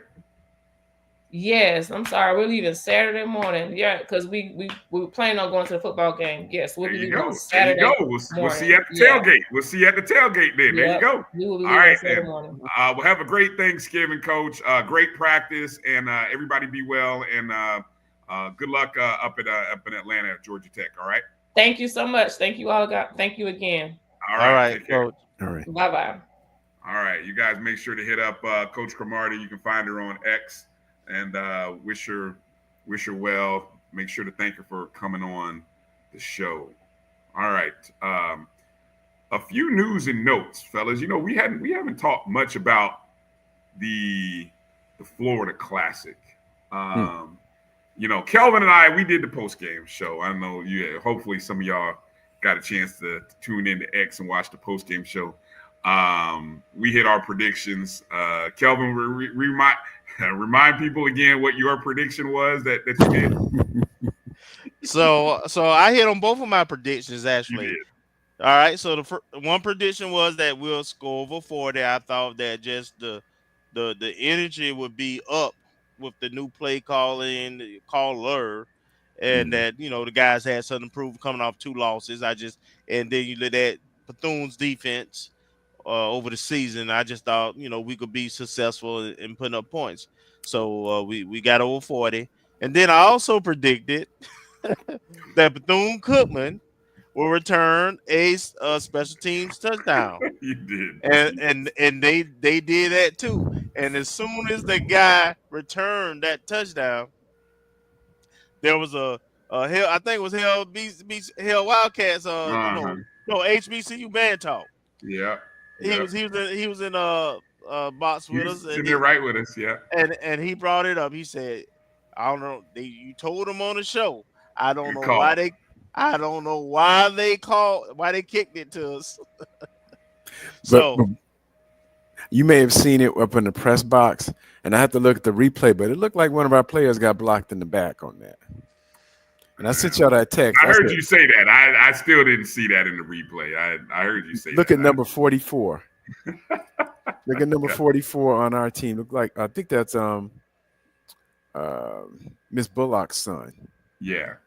Looked like he got blocked in the back, or he got assisted to the ground. Assisted to the ground. As the guy was running past him. Yeah, didn't see it, but yeah. Marcus, what was your prediction? I missed on all my. Well, I missed. I think I had a score low. I think it was 28-24. I can't remember what the bold prediction was. Oh, I do. Kickoff return. No, Robert Lockhart. Kickoff return TV. That's right. Lockhart. That's right. So he got. I think the furthest he got was the 40. I think he got one out to the 40, but he didn't break one. Yeah. Everyone. Sam says he saw it, so I guess it happened. Sam said he saw it. It must have happened. Although check the replay. I'm with you, Edwin. I'm like assisted to the ground. I might have been seeing something. Maybe it was my bias coming through, but I try to.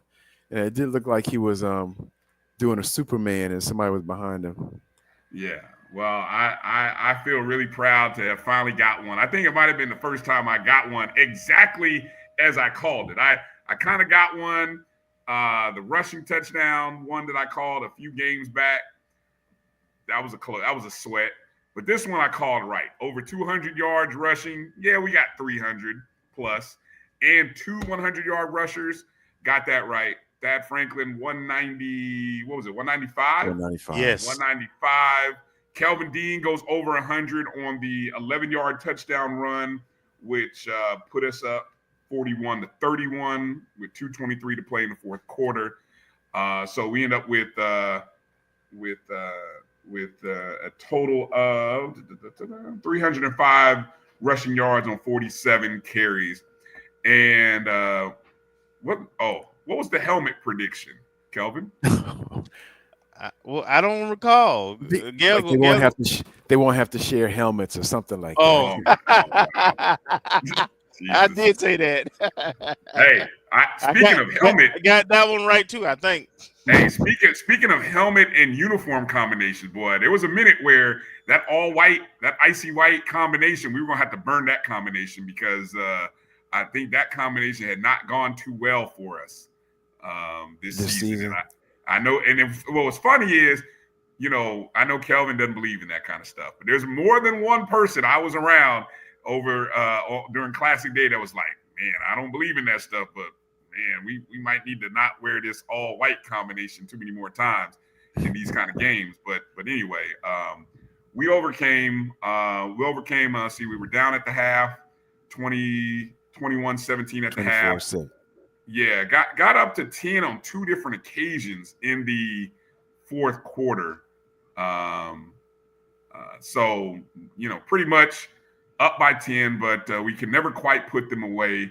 Bethune had they had a young man who true freshman, Dennis Palmer, ran 37 times for 178 net yards and 3 touchdowns. So, I mean, watching him and Thad Franklin just run over the opposing defenses over and through was pretty impressive. But thankfully, we kind of came out on top in this contest, and I'm glad that the game ended when it did. All right, so we'll talk more about the upcoming game against Alabama A&M. Is now we've won 4 consecutive Florida Classics, and so good stuff. All right, anything else left regarding the Florida Classic game that you guys wanted to hit on, or that you didn't get a chance to mention, Marcus? Even.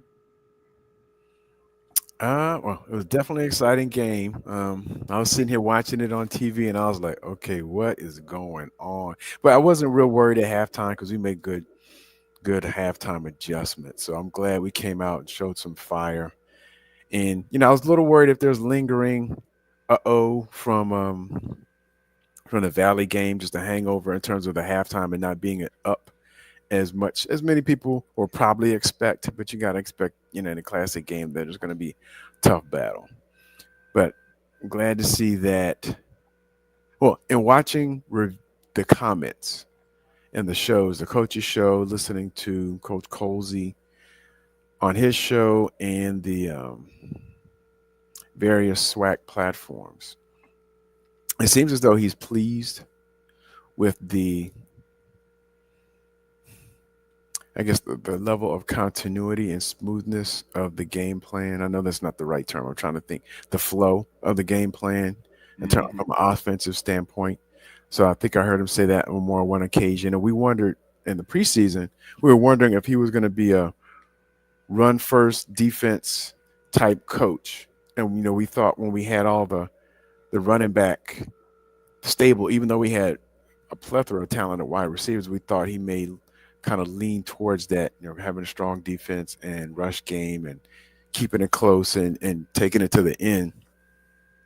And, it worked first few games in the season. It worked on the Florida Classic. And in the middle, it kind of, took a little detour, just a teeny bit. But in the end, everything proved out. And so it sounds like things are happy in Rattler land so far. Hey, yeah, we beat Bethune. It's all happy, I tell you, we start feeling good again after you get that win. Well, we were coming off 2 losses, so 2 unexpected losses, 2 disappointing losses. So to get the W was very important, and I think it's equally important that we finish off the season correctly and send these seniors off with a W coming up on Friday. And then we can address and have that hard conversation we're going to have after that game Friday. But just win, baby. Just win right now. Mm-hmm. Right. Well, definitely all smiles. Everybody in the photos, all smiles. It's all good when we get a win, boy. I tell you what. So coming up on the other side of the break, we get to talk to somebody from out of this photo who was all happy, and man, did she have a weekend traveling all over the country. And she held a lot of trophies this weekend. Right. That's the standard. That's the standard. All that gym work coming in handy. Exactly. Kelvin, where was it? You should have sent me the photo you had. You're right. You're right. I did post it. Okay, see, I didn't see that. But our AD is coming up next. Miss Angela Suggs is coming up on the other side of this break. We'll talk and we'll find out about the amazing weekend that she had, lifting trophies and traveling around the country, and talk about what's happening this weekend for Rattler Nation as we get ready to send off our football seniors in their final home game at Bragg Stadium. So hang tight with us. Any questions that you have, feel free to drop them in the chat, and we'll see if we got time to get to them. So hang tight with us. You're watching the O&G StrikeZone right here on the Black College Sports Network. We'll be back in just a moment. HBCU football fans, a champion will rise at Mercedes-Benz Stadium on December 14th. MEAC champions, SWAC champions, the Cricket Celebration Bowl, crowning an HBCU national champion. For event and ticket information, visit thecelebrationbowl.com. This is Bryan Fulford. AD Drew and I are co-hosts of the BCSN Sports Wrap. We talk about all things related to HBCU athletics. From the games, teams, coaches, and fan interest stories, we cover it all. You can find our shows on Facebook at BCSN Sports Wrap, YouTube at MyJBN Online, and everywhere you listen to podcasts like Anchor, Spotify, Google, and Apple Podcasts. You can also find the show on the Jericho Broadcast Network's app. Make sure to download. We look forward to you joining the conversation and being a part of the show. Looking for the ultimate cultural experience of 2025? The Zora Outdoor Festival of the Arts is where you need to be. From January 31st to February 2nd, Eatonville, Florida will come alive with incredible live performances from the Levert Experience and the Bar Cave. Immerse yourself in interactive art. Shop from over 80 vendors. Take a journey through history with a new virtual tour app. And enjoy family-friendly STEM activities. Plus, Don't miss the unforgettable R&B tribute to the legends, honoring talents such as Whitney Houston, Marvin Gaye, and Luther Vandross. This is more than a festival. It's a celebration of Eatonville's rich cultural heritage. Visit zorafestival.org for tickets.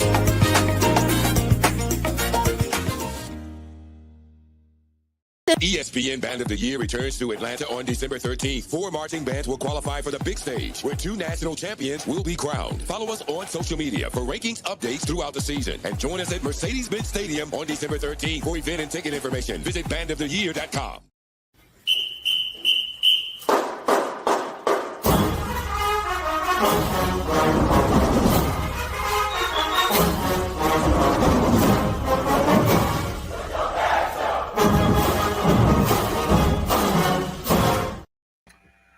Welcome back to the O&G StrikeZone. Bryan, Kelvin, Marcus, and our AD, Miss Angela Suggs, joining us. Champion athletic director Angela Suggs, we must say. How you doing, AD Suggs? Doing well. Hello. How y'all doing? Doing good. well, thank you. We're doing well. What a journey this weekend was for you, going from I'm gonna let you tell it, because you put some miles on the vans. I think you travel in every mode of transportation over the weekend. So just kind of let people in what it's like on a weekend like this for you, and the travel that you partook this weekend.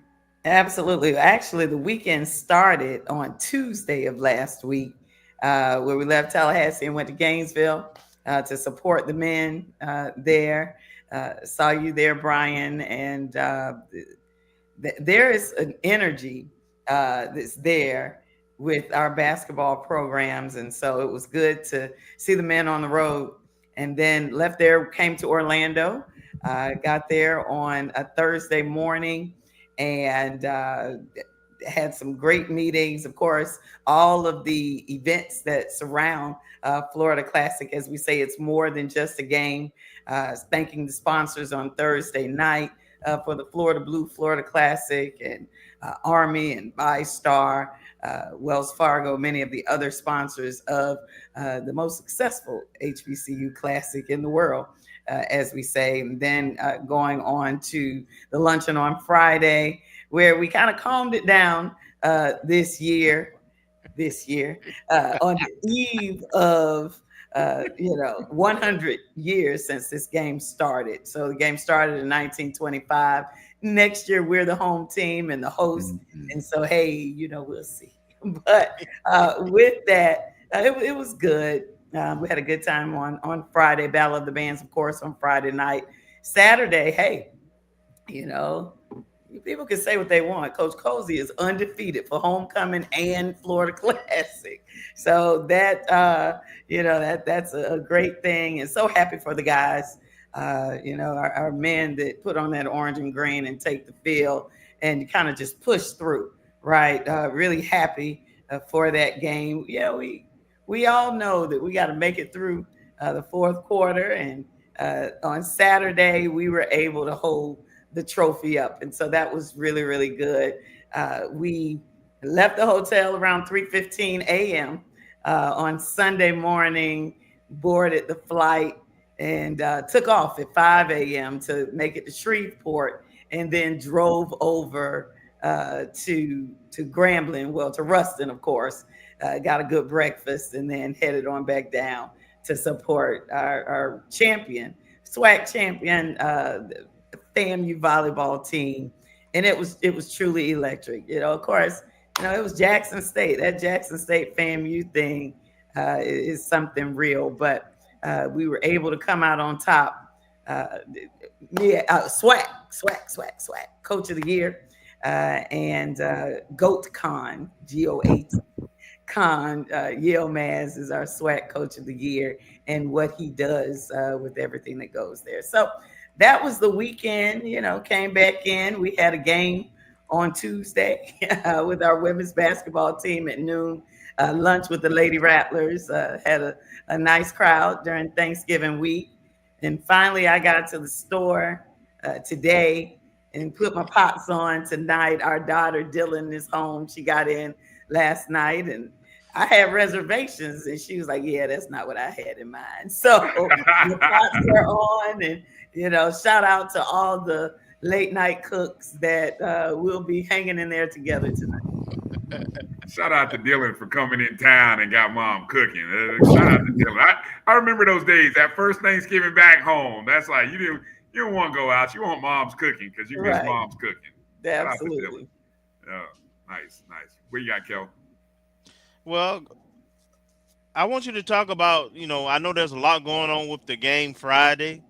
Yes. So just kind of talk about all the different things that are happening and that Rattler Nation can come out and support and take advantage of. Absolutely. Game 2. And so everything that you have that says game 2, parking passes, North End Zone Club passes, anything that you have, this is game 2, rescheduled, of course, because of the hurricane. Tickets are $15. And so we have $15 tickets that are on sale. And we also have first responders. We're saluting our first responders, military, veterans, everyone that takes the oath to protect us, retired and active duty, reserve, anyone. Bring your ID and your badge to the ticket office. The ticket office opens at 1:00 on Friday. And bring your family 4-packs and the like. We also, our university faculty and staff, we are going to welcome university faculty and staff that have not come. And this is, come on out to this last game of the season that, again, was rescheduled on this holiday weekend. We have a lot of staff that is making a sacrifice, right? They were at work today when the university was closed. Some of us will have to do some walkthroughs on tomorrow and then come out on Friday because, again, it is a team lift that so many partners across the campus, and we are truly appreciative of all of the units. If we get to naming names from, of course, plant operations and maintenance, they hold it down for us all the time, and them coming in, of course, the other units that are across campus, the colleagues that we have on the president's cabinet that even roll up their sleeves and get in there and get it done. University advancement team and everyone that's here and that has stayed in town. Of course, the Marching 100 and the band staff, our cheerleaders, head coach Brandy Tatum Fedrick, Dr. Fedrick, and the FAMU cheerleaders, and just everyone that's coming together to make this happen.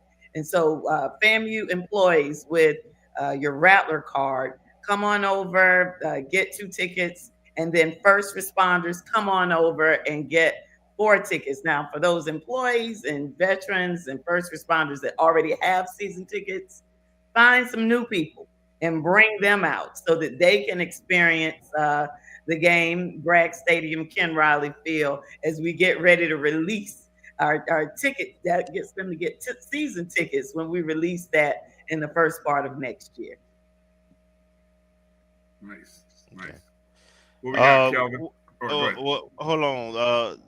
When does gates open, and when can folks come in to the parking lot?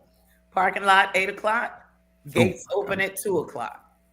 And so again, the parking lots will open at 8. Come on in, tailgate, and then also the gates again to the stadium will open 2 hours prior to game time.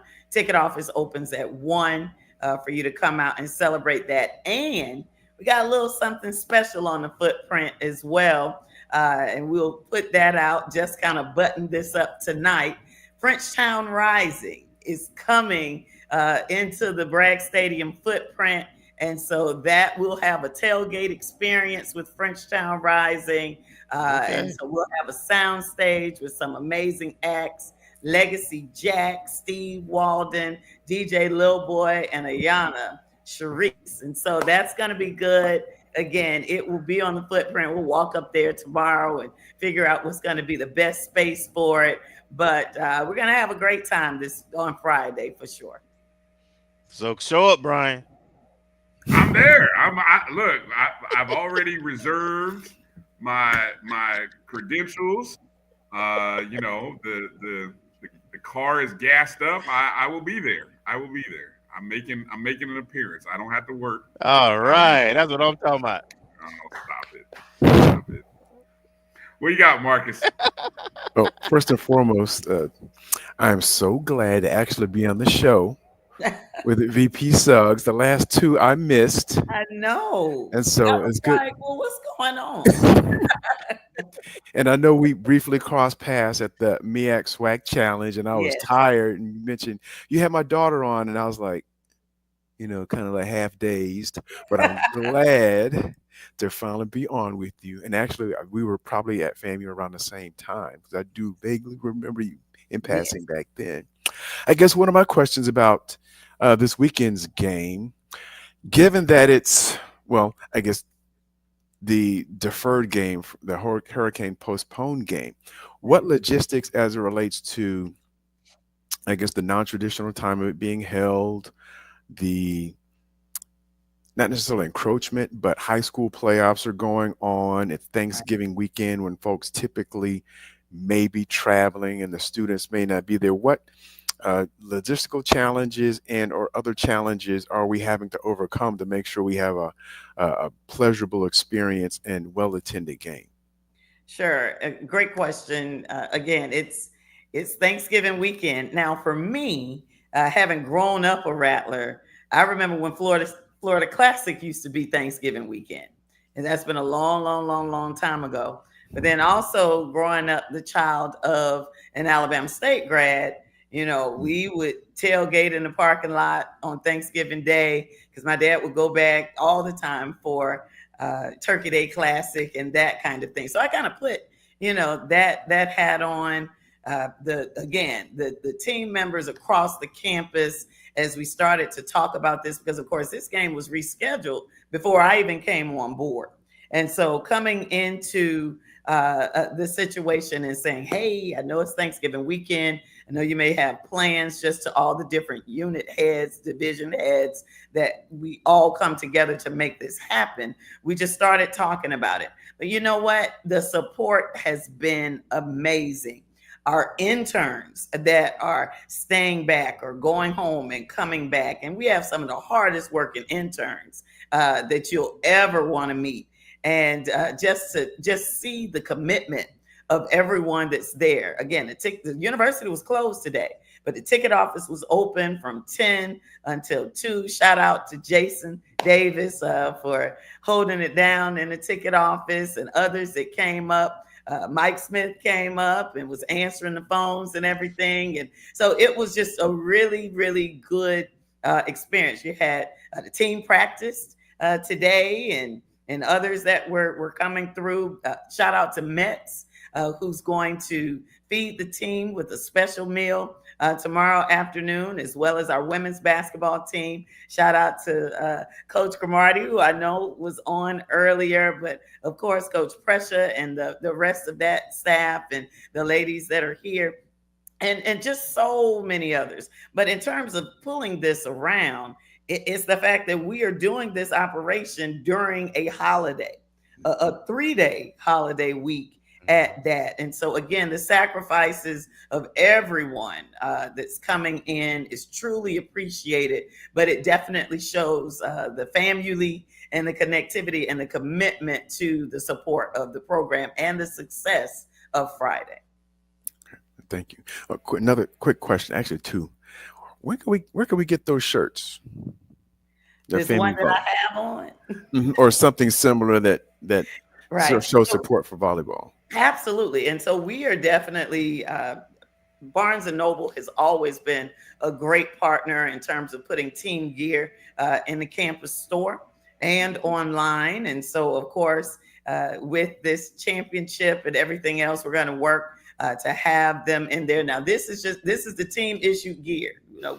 Every school has it. And so this is one of their travel shirts and everything. And so that's team issue gear. Understood. Exclusive merchandise. Yes. Right. Yes. And I guess a follow-up. Since there happens to be a game, and I know it's senior day. Yes. And Military Appreciation Day for the football team, but is there any likelihood that the volleyball team might get a little shout out during the game? Absolutely. Absolutely. We're going to shout out volleyball, and a lot of the ladies, again, have gone, to be with their families and everything in terms of getting ready for Sunday for the watch party. And then we'll put some information out about that to see where we're going next. But again, volleyball champions, they just amazing. And guess what? Guess what their SWAC record was this year? There's that number again. Oh my goodness. Oh my goodness. How did I miss that? How did we miss that, Kelvin? Good Lord. Right. 19-0. Wow. Look at that. 19-0. But again, those are just amazing athletes, the coaching staff again. But all of our athletes, because the men are at Clemson on Friday, as Coach Cromartie mentioned. The women are in Atlanta at Georgia Tech on Sunday. On Tuesday, the men will be back in Lawson with against Presbyterian at 7 p.m.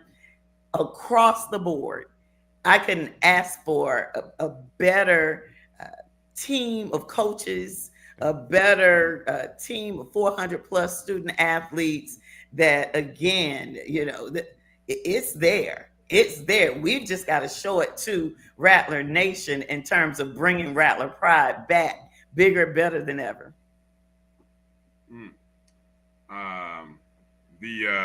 When we were talking to Isis earlier, I don't know if you caught our interview with Isis, we discovered that she was the creator of the GoatCon shirts. Yeah. I don't know how we get those.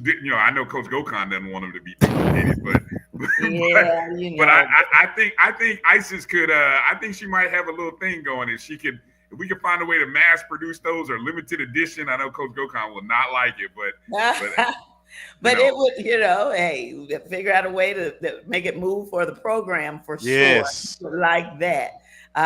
Isis did an amazing job on those shirts. We loved it. And we even call him that now forever. And we told him, hey, GoatCon. That's what is definitely going to stick. But we're on it. I'm making a note of that now, and we will make sure to let you know how you can support the program through the GoatCon initiative created by Isis, of course. Exactly. All right, a couple of questions here from the chats. So if you got them, ask them, get them in there quick. I know Larry Sargent, get yours in there. Keith from Fangs Up Podcast wanted to know, was FAMU going to be hosting the FHSA championships again this year? I know we did last year. I hadn't heard anything, but I figure we're talking to the right person. Right. So we don't have them this year. They're headed south. And so they will be in Miami at FIU. And it's been a minute. Those South Florida schools have traveled north. And many of them, of course, are always repeat. And so we're going to spread it around. So Florida sports and FHSAA, they're spreading the love around, and so the championships will be at FIU this year. FAU, right? Is it FAU? FAU. Yeah. Okay, so it's at FAU. Yeah, I was gonna say that. I can't remember the last time it's been in South Florida. It's been several years. Right. Since it's been in South Florida, almost about as long as it's been since it's been in Tallahassee. Absolutely. So, all right. This next question has to do with scheduling, as that has. Yeah. I knew that was coming. I was trying to get to it ahead. If they didn't ask, I was going to ask. I got away from us. Okay. So, so I'll put it up here. Larry's question again. Larry, obviously Larry, good questions here. Larry wants to know about the UF and Georgia games on the future schedule. Now, previously, I think Florida was on the schedule for 2025. There are reports that is no longer on the schedule. That came from reports from media outlets that cover University 24/7 sports. 24/7 sports. I'm not sure when we are scheduled to have Georgia on our schedule. That's 2028. Okay, so that's your first question. And then also he's got a question about the Tennessee State in the Circle City Classic, which that's a classic that's near and dear to my heart. But I don't know as much of that as you can and want to answer. Sure. And so the University of Florida game has been moved out to a future year. And so that game is not what we have on the schedule for next year. And I'll tell you this, so everyone get ready again for these season ticket packages and everything that we'll put out. We have 6 home games going into the 2025 season, and that does not include the fact that we are the home team for the Florida Blue Florida Classic. Oh no! And so we have that going, and then we have some other pretty exciting things in the works, and we will be able to release the schedule really soon. Again, we're working on a town hall meeting for January to talk about the first 100 days that I've been here, and some things that we're going to put out in terms of the future and what we're looking at as we plan for the next 3 to 5 years. And at that town hall meeting, the goal is to release the schedule and to put whatever ticket packages that will be on sale as well. And so it'll be in person and hybrid. And we're looking forward to that in January of 2025.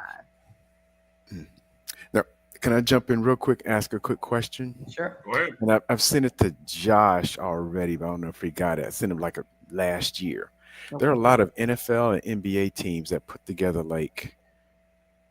real, I don't want to call it cute, but real schedule release videos or animation or anything. Can we do something like that? Yeah, absolutely.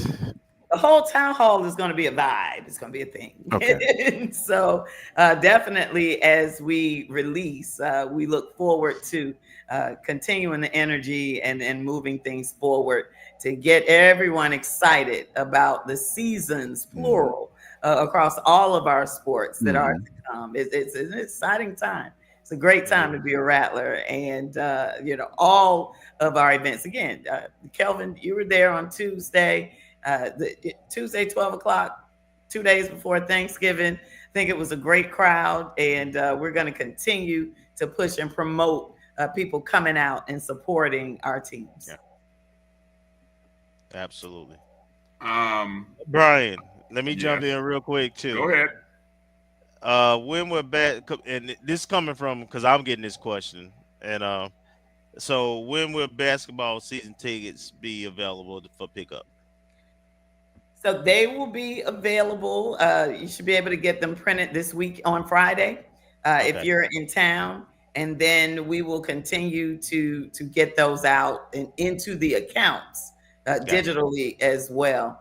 The biggest piece to this $100 season ticket package, and if we can sell 500 of them, right, or sell 1,000 of them, that's where we're looking to continue to move forward, right, in terms of the revenues to support our revenue generating programs, particularly our basketball program. So we want to get you in there, get these pictures, get them out to our sponsors, get the concessions rolling. We will have a premium experience that'll start January 4th with our Bethune-Cookman game as we start our conference play at the top of the year. And that's where it is. So come on out. Tuesday's game, there's no entrance fee for Tuesday's game. We want you to just come on out and support our men. And we will continue to do that as we push forward, getting ready for SWAC conference play. And we're looking forward to both of our teams, the men and the women, going to SWAC tournament and really holding it down. Okay. Thank you. Kelvin, Gail said she got hers on Tuesday. Okay. Good job. Not everybody was able to, but They'll be looking for them Friday, though. They will. While we're in the basketball conversations about, will there be a courtside club this year? Yeah, we're working on that. That's a premium experience that we're looking at. Just a matter of where it's going to be, but it will be courtside, either in the back where it was last season or on the side of the court, the opposite side of the bench, the way that we've done in years before. I'm making a note about these season tickets, Kelvin. I heard you. Oh, okay. And I guess the assumption is that once you figure out and price the experience, you'll let us know when we can purchase that experience also. Absolutely. That'll just be an add-on, and we will have a season add-on as well as individual game. Okay. All right. Right. Someone was asking, how do we get the premium experience package? Sure. So we've just got to, take a look at all that we can put into it, make sure that it's priced appropriately, and then be able to put it out. But it will be available online as well as from a walk-up perspective. All right.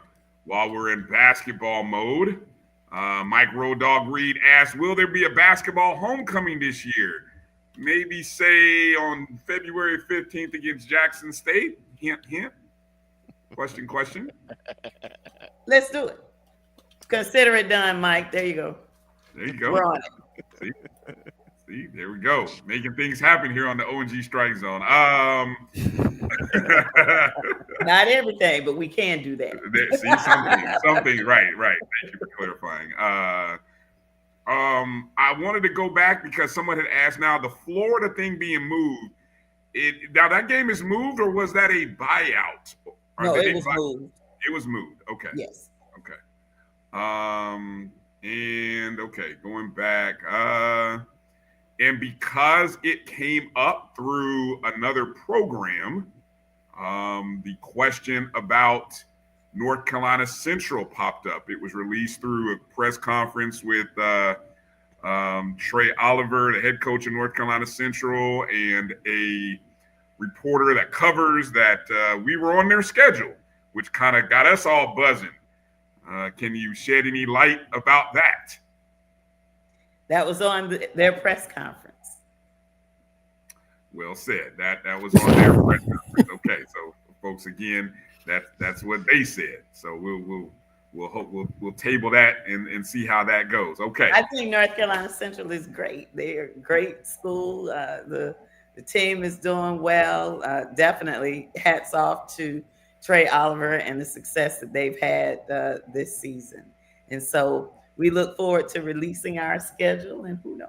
We'll see. Yeah, I know. I've already been hit up. Their quarterback is already looking for me for some reason. Like I was looking for him. He's already looking for me, and he's like, I can't wait to come to Tallahassee. I'm like, I don't know anything about that.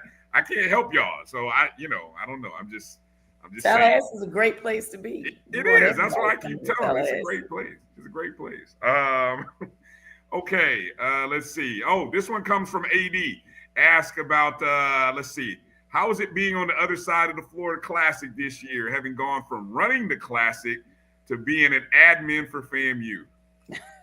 So I didn't run the Classic, but definitely our friends at Florida Citrus Sports and everything that we've done there with them. And I actually was a part of the Florida Classic Consortium board before I left and had the opportunity to work with Steve Hogan and Shannon Clark and Matt and Carlin and all the folks there at Florida Citrus Sports. And then, of course, going to the Florida Sports Foundation and doing so many great events there. Everything from Pro Bowl to now the new Pro Bowl games, which is back in Florida for multi-year, and just all of the amazing events that happen there in the Orlando area.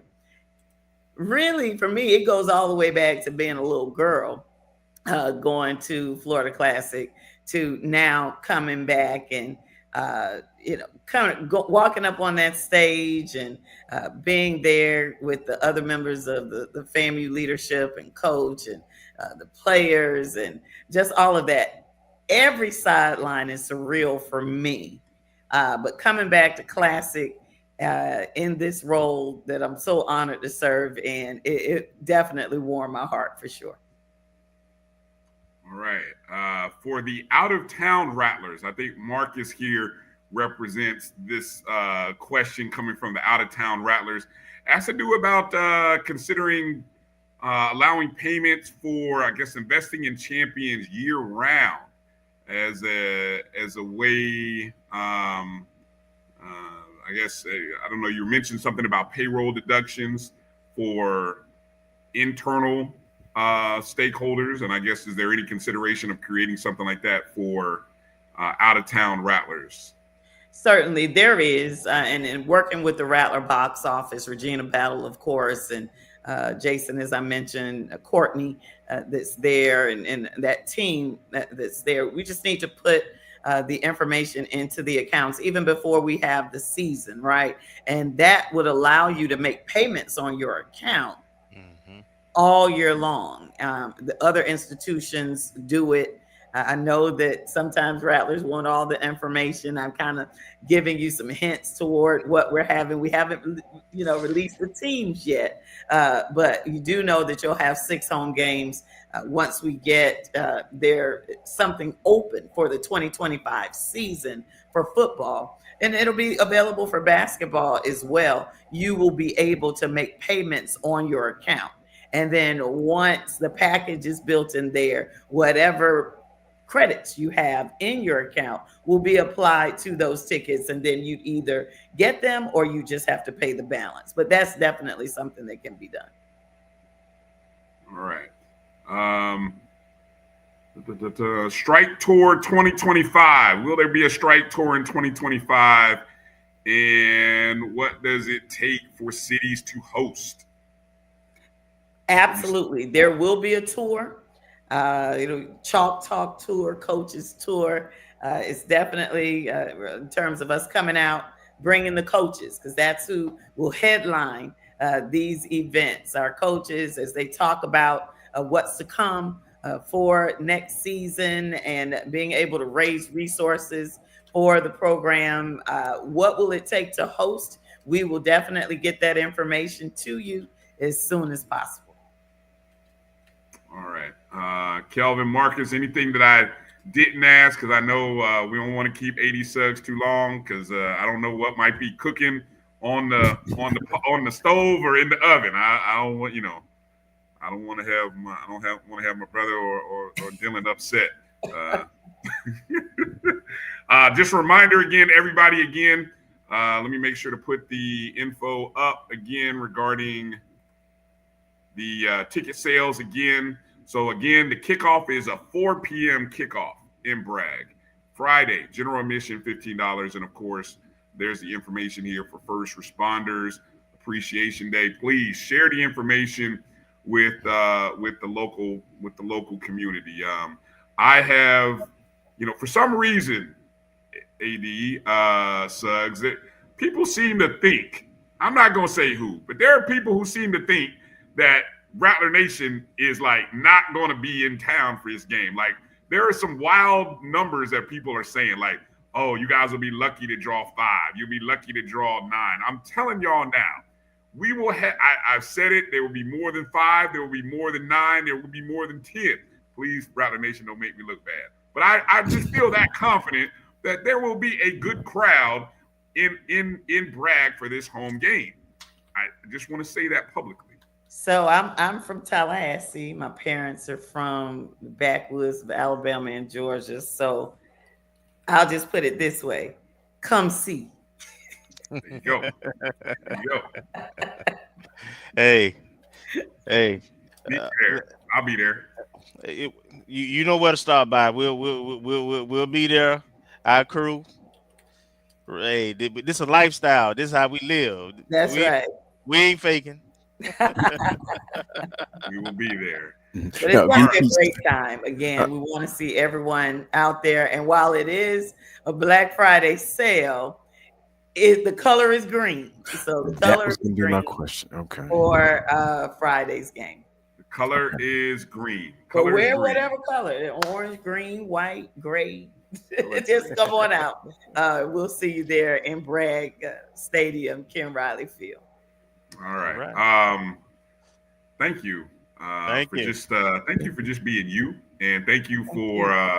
I really enjoy kind of watching how you move, how you make things happen, how you just in the right spot in the right place, and again, somebody asked, like, when you do the town hall, will there be questions? I didn't even want to put that up because, of course, I mean, AD Suggs, she answers questions. You ask, look, just example today, impromptu, no rehearsal, questions. You ask and she'll answer, and if she doesn't know, she'll find out and get back to you. That's what she does. So yes, that's there. All right. All right. What's the favorite dish? What's your favorite dish for tomorrow?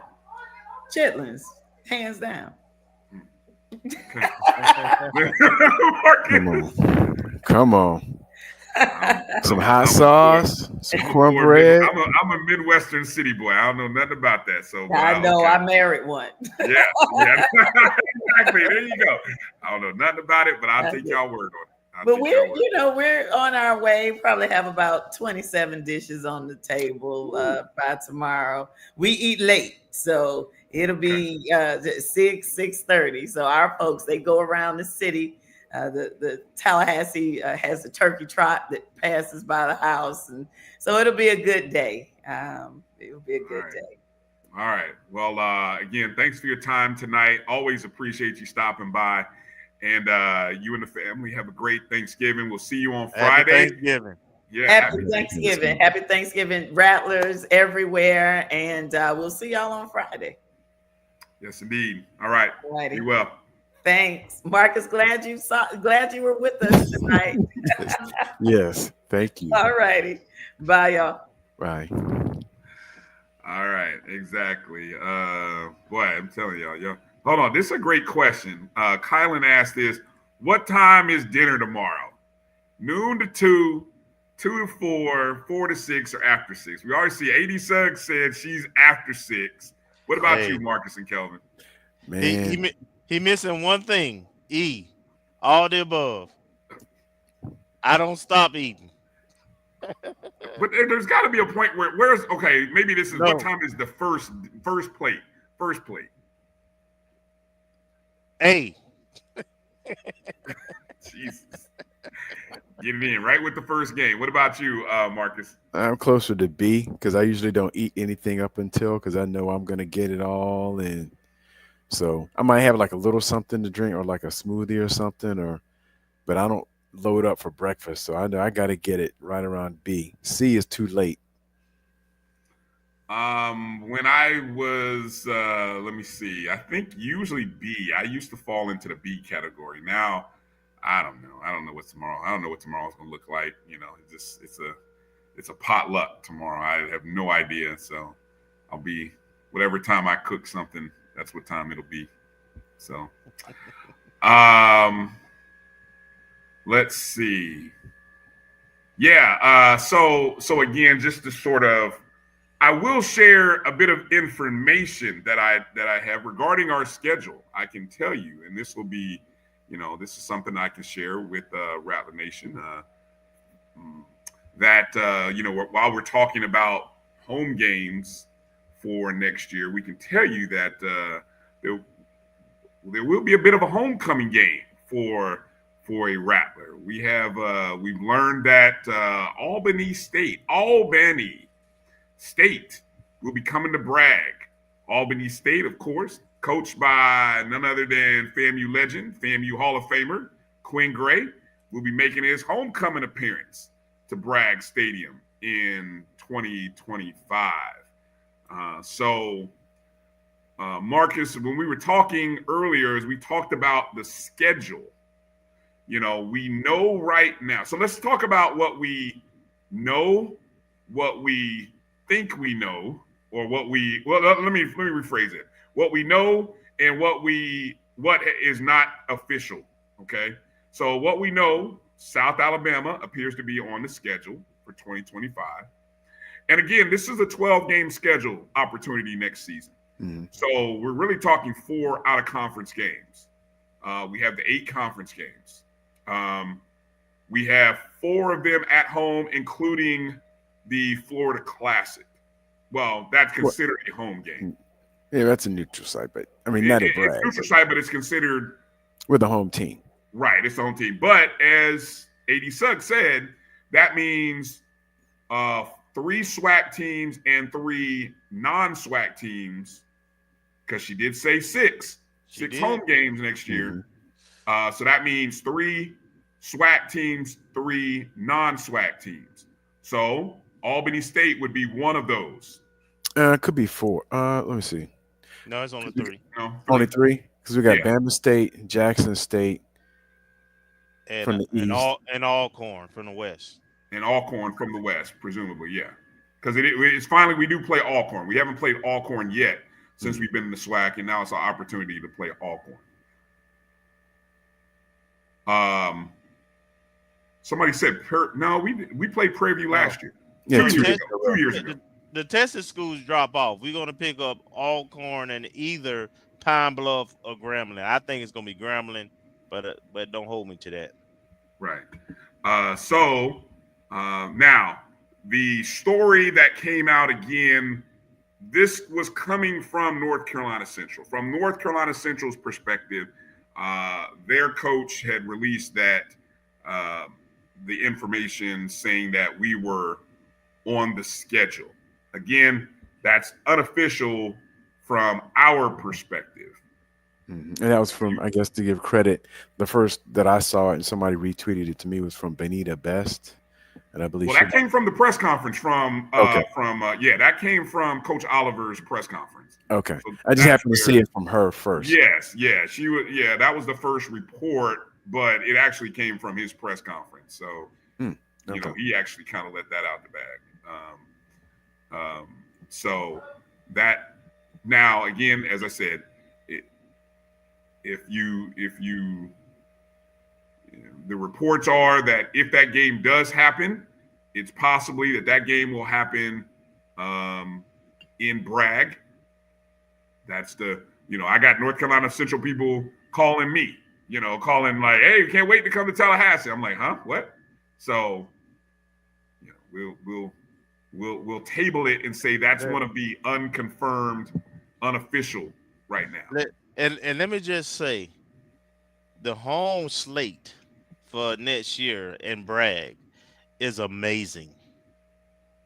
Yeah, if true, it's awesome home slate. Yeah, Kelvin, to back your point up, even if you just look at the conference games, you got. Make sure I pronounce them right. Is it Alcorn or all?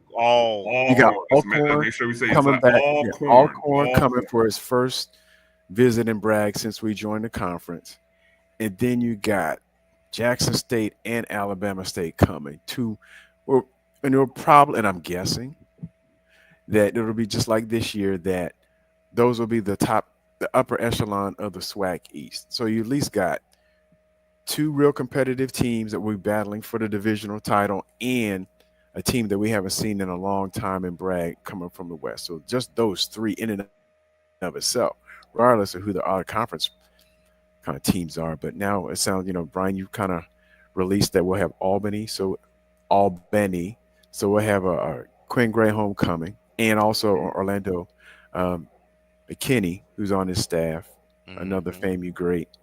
So that makes 4 potential, unconfirmed NC Central coming. So that makes 5, and then we have one more game, whoever that might happen to be. South Carolina State. Well, supposedly the South Carolina State game. We've moved some games.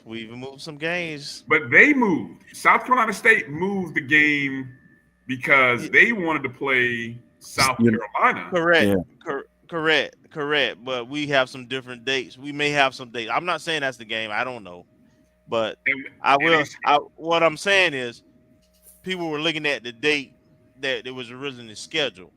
Well, now that we've freed up some dates getting out of that Florida game, we may have a mutual date that we can line up, since it's so early in the season. Because when I looked at their schedule, I think they still had a date available for out of conference game, maybe 2.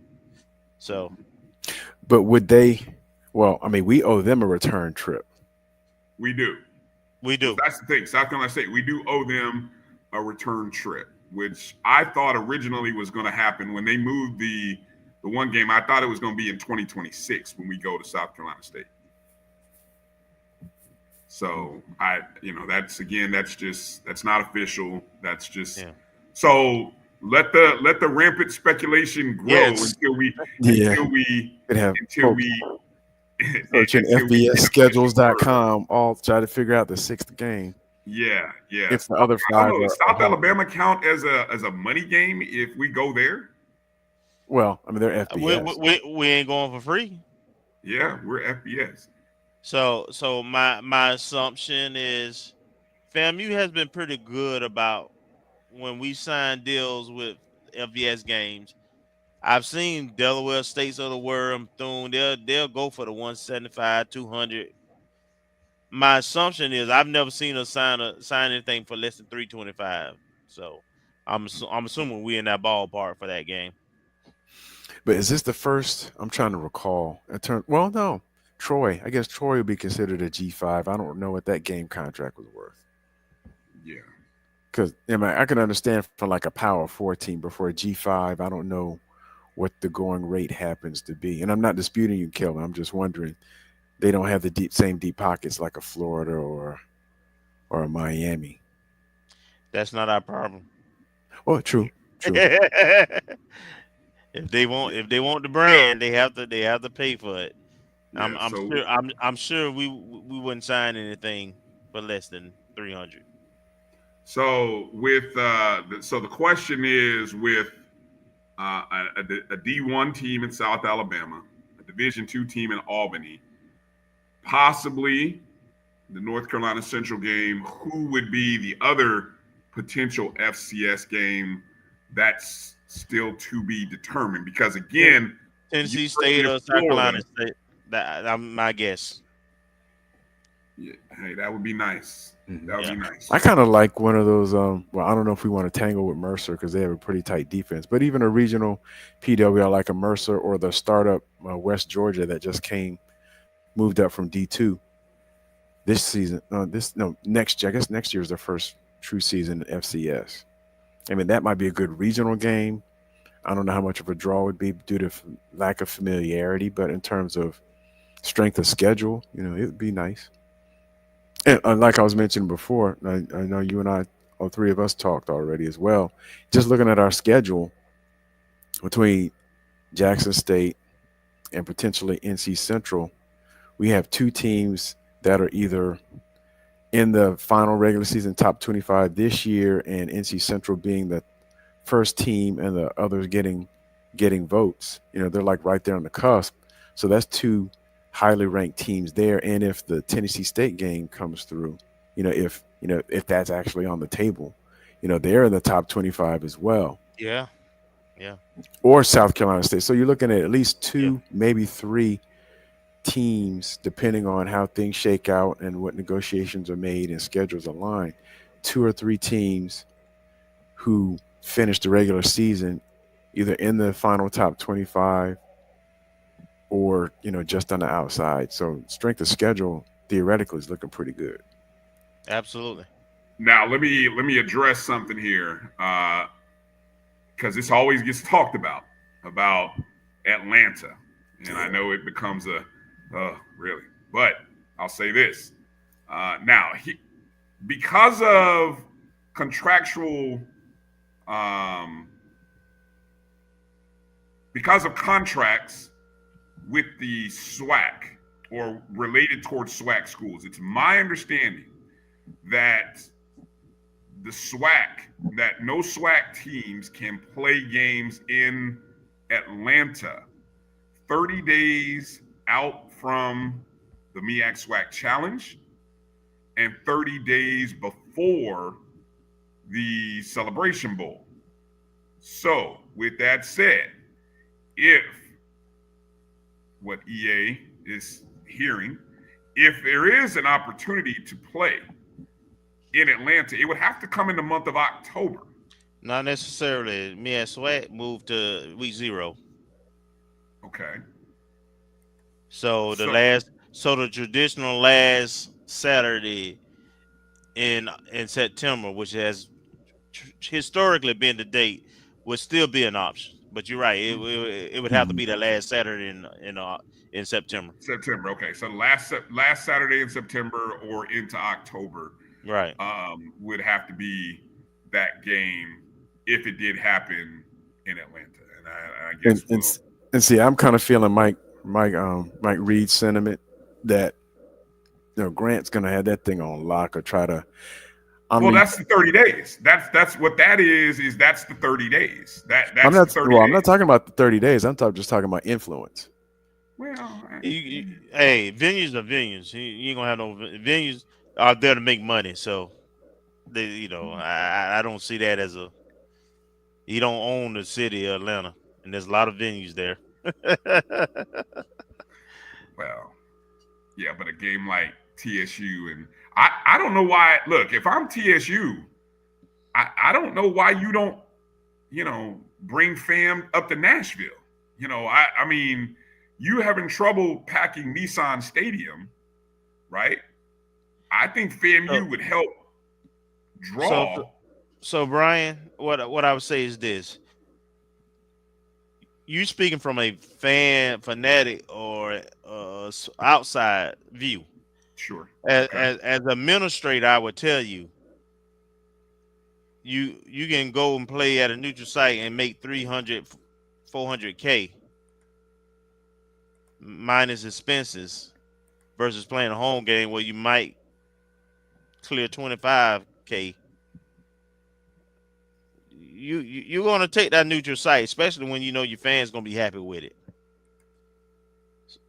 So that would be my guess if that was the choice and they decided to do that.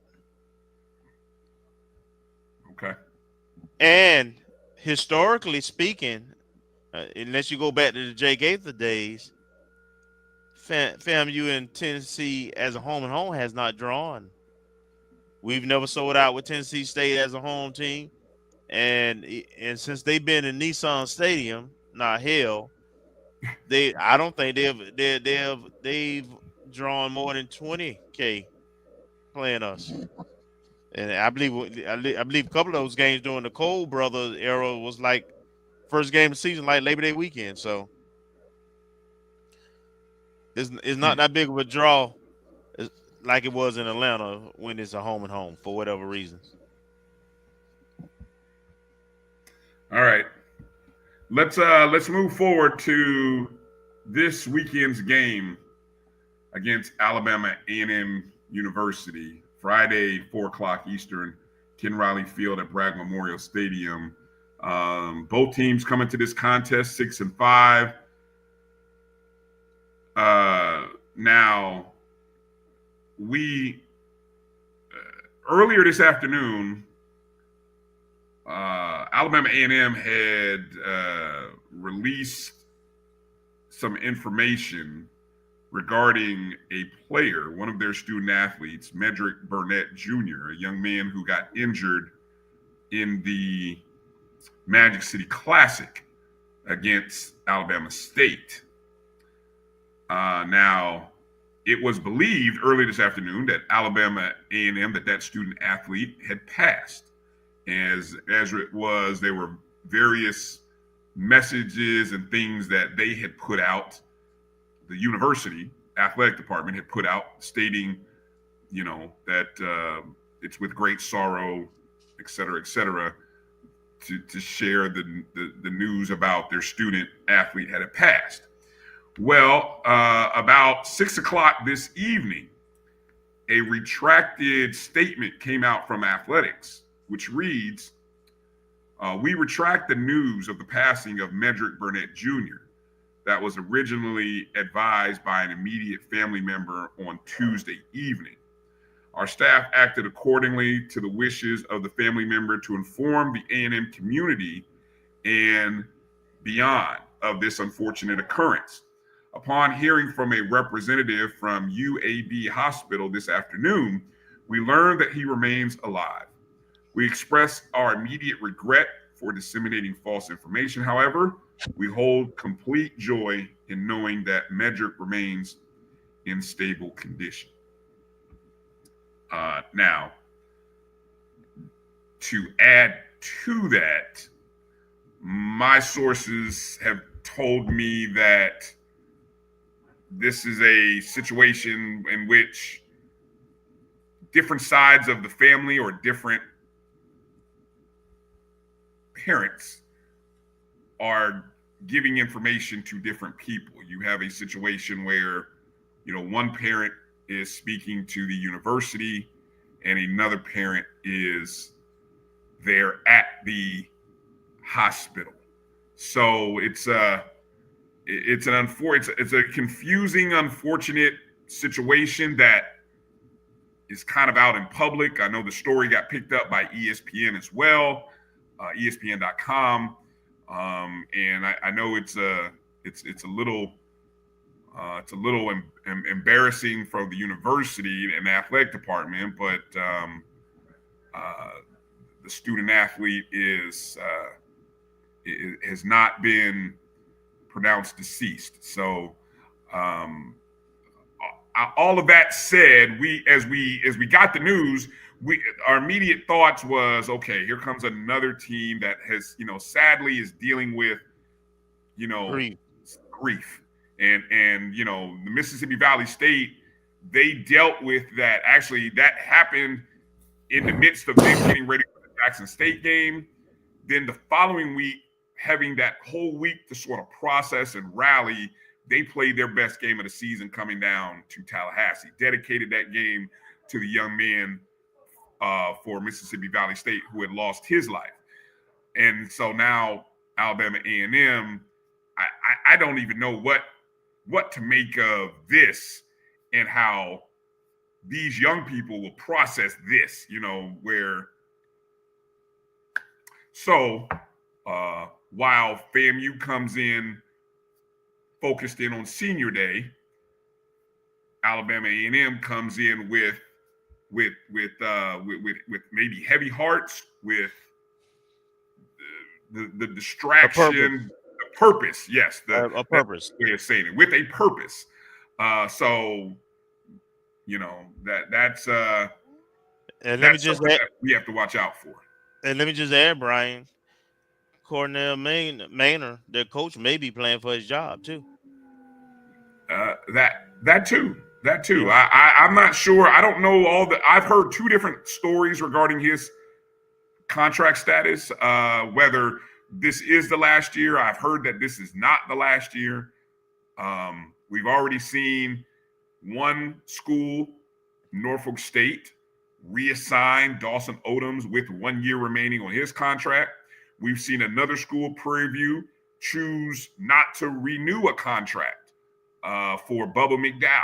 So what happens to Cornell Maynor, we don't know. But what we do know about this Alabama A&M team is they're coming in with one of the top offenses in FCS football. If I can find out, I tweeted some of these numbers out earlier in terms of where Alabama A&M comes in ranked. And I'm going to see if I can scroll and pick it up here real quick. Okay, here it is.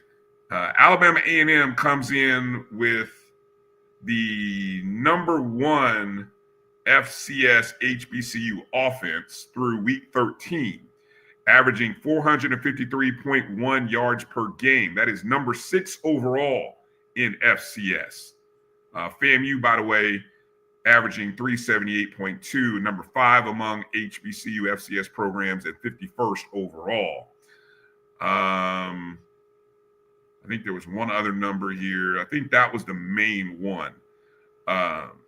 So with that said, and what Alabama A&M has done recently, and if you look at what they have done recently, they have put up numbers recently. I think 3 of the last, they've won, how many games in a row have they won now? 2 or 3 in a row? I think at least 2. 2, I know. Yeah. So here it is. I'm pulling it up right now. They've won 3 in a row. Matter of fact, they're coming in on a 3-game winning streak. Now they played Valley. They put 49 on Valley.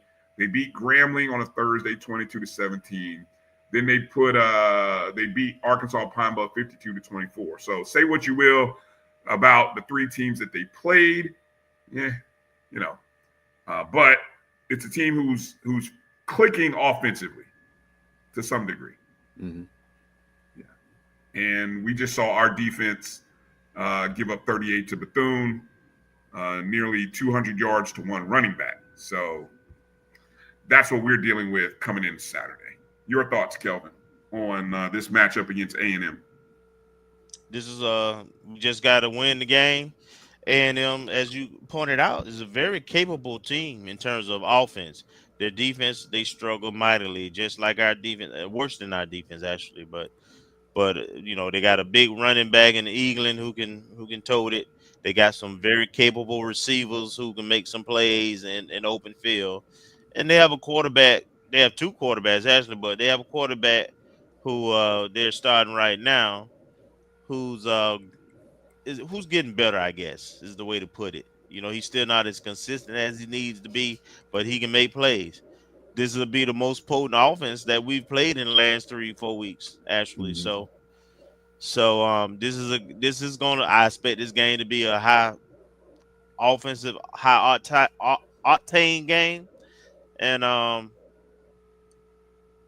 think we're going to have to come to play. And I hope that our and I think our team will want to send our seniors out right, and I just hope we button up some things, particularly I hope we don't kick to them, because they got a little guy who can scoot a little bit too. So we need to be careful about that, and then hopefully we can control the line of scrimmage like we did against BCU and limit their offensive opportunities. What do you got, Marcus? Pretty much the same thing. I mean, I expect this to be a shootout. I didn't expect last week to be a shootout with Bethune-Cookman, but if that's where we are as a defense, then we're going to have to put it on D. Rich's shoulders. We're going to have to put it on Somerset, Wu, Gassett, and just ride that and try to outscore. We might be like the Big 12, just trying to see who has the ball last and who can score the most. Yeah, both of these teams, I'm just kind of looking at conference games thus far. Among 7 conference games, right? Alabama A&M comes in averaging 36.6 per game on offense. FAMU coming in at number 3, nearly a touchdown less, or a little over a touchdown, averaging 28. So Alabama A&M comes in with the second best offense in the SWAC behind Jackson State. Defensively, they're right there with us, giving up anywhere from 25 to 26 points a game. Which is kind of why I said what I said on Saturday. This game is going over 50, 60 points. I mean, I'm telling you now, go when it comes out, grab the over. Grab the over, because the first team to score, I said 40, first team to score 42 will win this ball game. I just have a feeling that's where it's going to go. I got one caveat. Okay. That may impact that. Okay. It's supposed to be cold. Ooh, how cold? By the end of the game, mid low 30s. Ooh, really?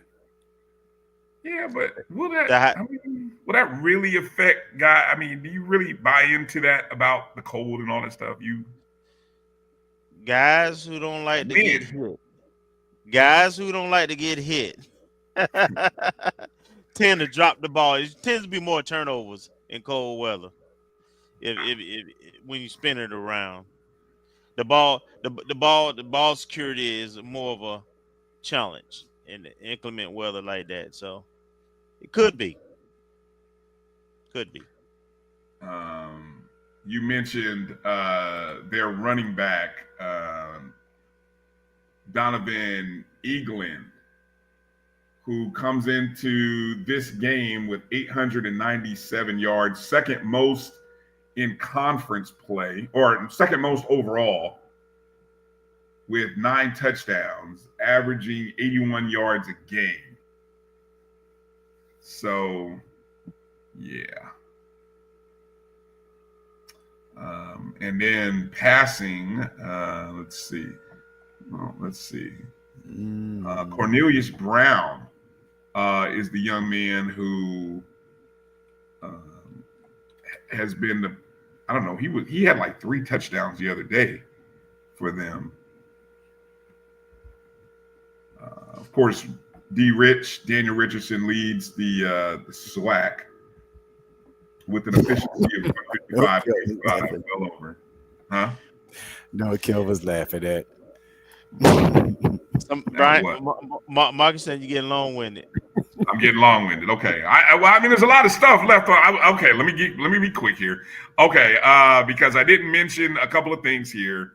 So that's the game. Obviously, I want to make special mention here. Football Players of the Week. Thad Franklin received that. That's why I mentioned this right here. Cornelius Brown, who was a co-offensive player last week, along with Thad Franklin.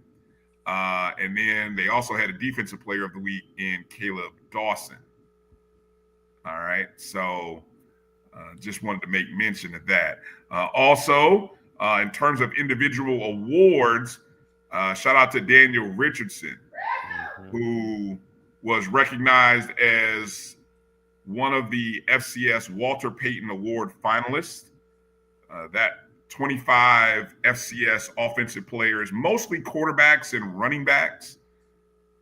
There was maybe a couple of receivers, maybe one offensive lineman that I saw on that list. But D-Rex has thrown for 2469, 21 touchdowns, 8 interceptions, completion percentage of 69.7. Almost 70%, right? Around it, 70%. We have not. I mean, go back and look into FAMU. I think that might be a new record. I'm going to go do some digging.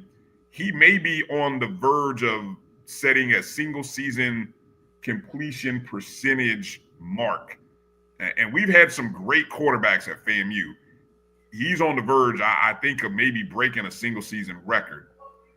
And you see there, he's also in consideration for the HBCU Plus Player of the Year.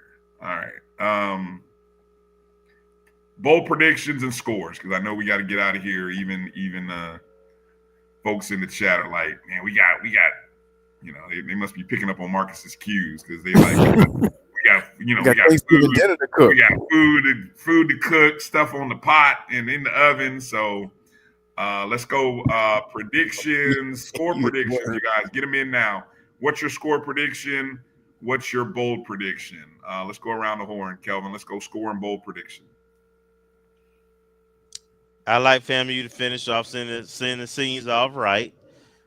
I'm going to say we go over 40 again. So give me 42.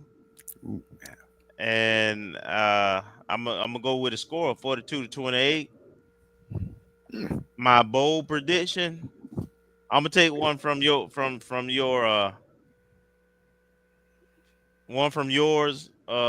What you've been trying to push all year, and then I'm gonna do one on the defense side.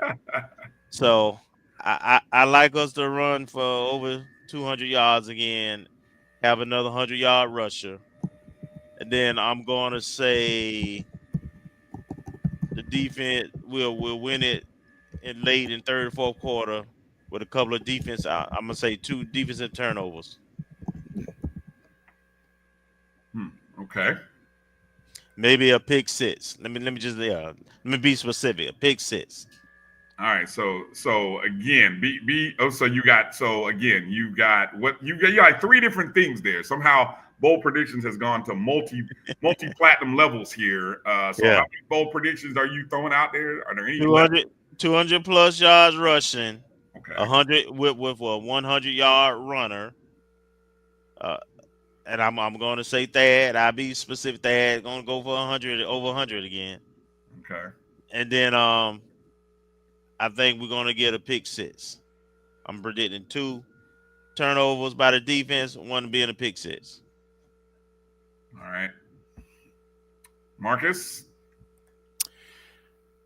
Score prediction, I'm going to say 35-31 FAMU.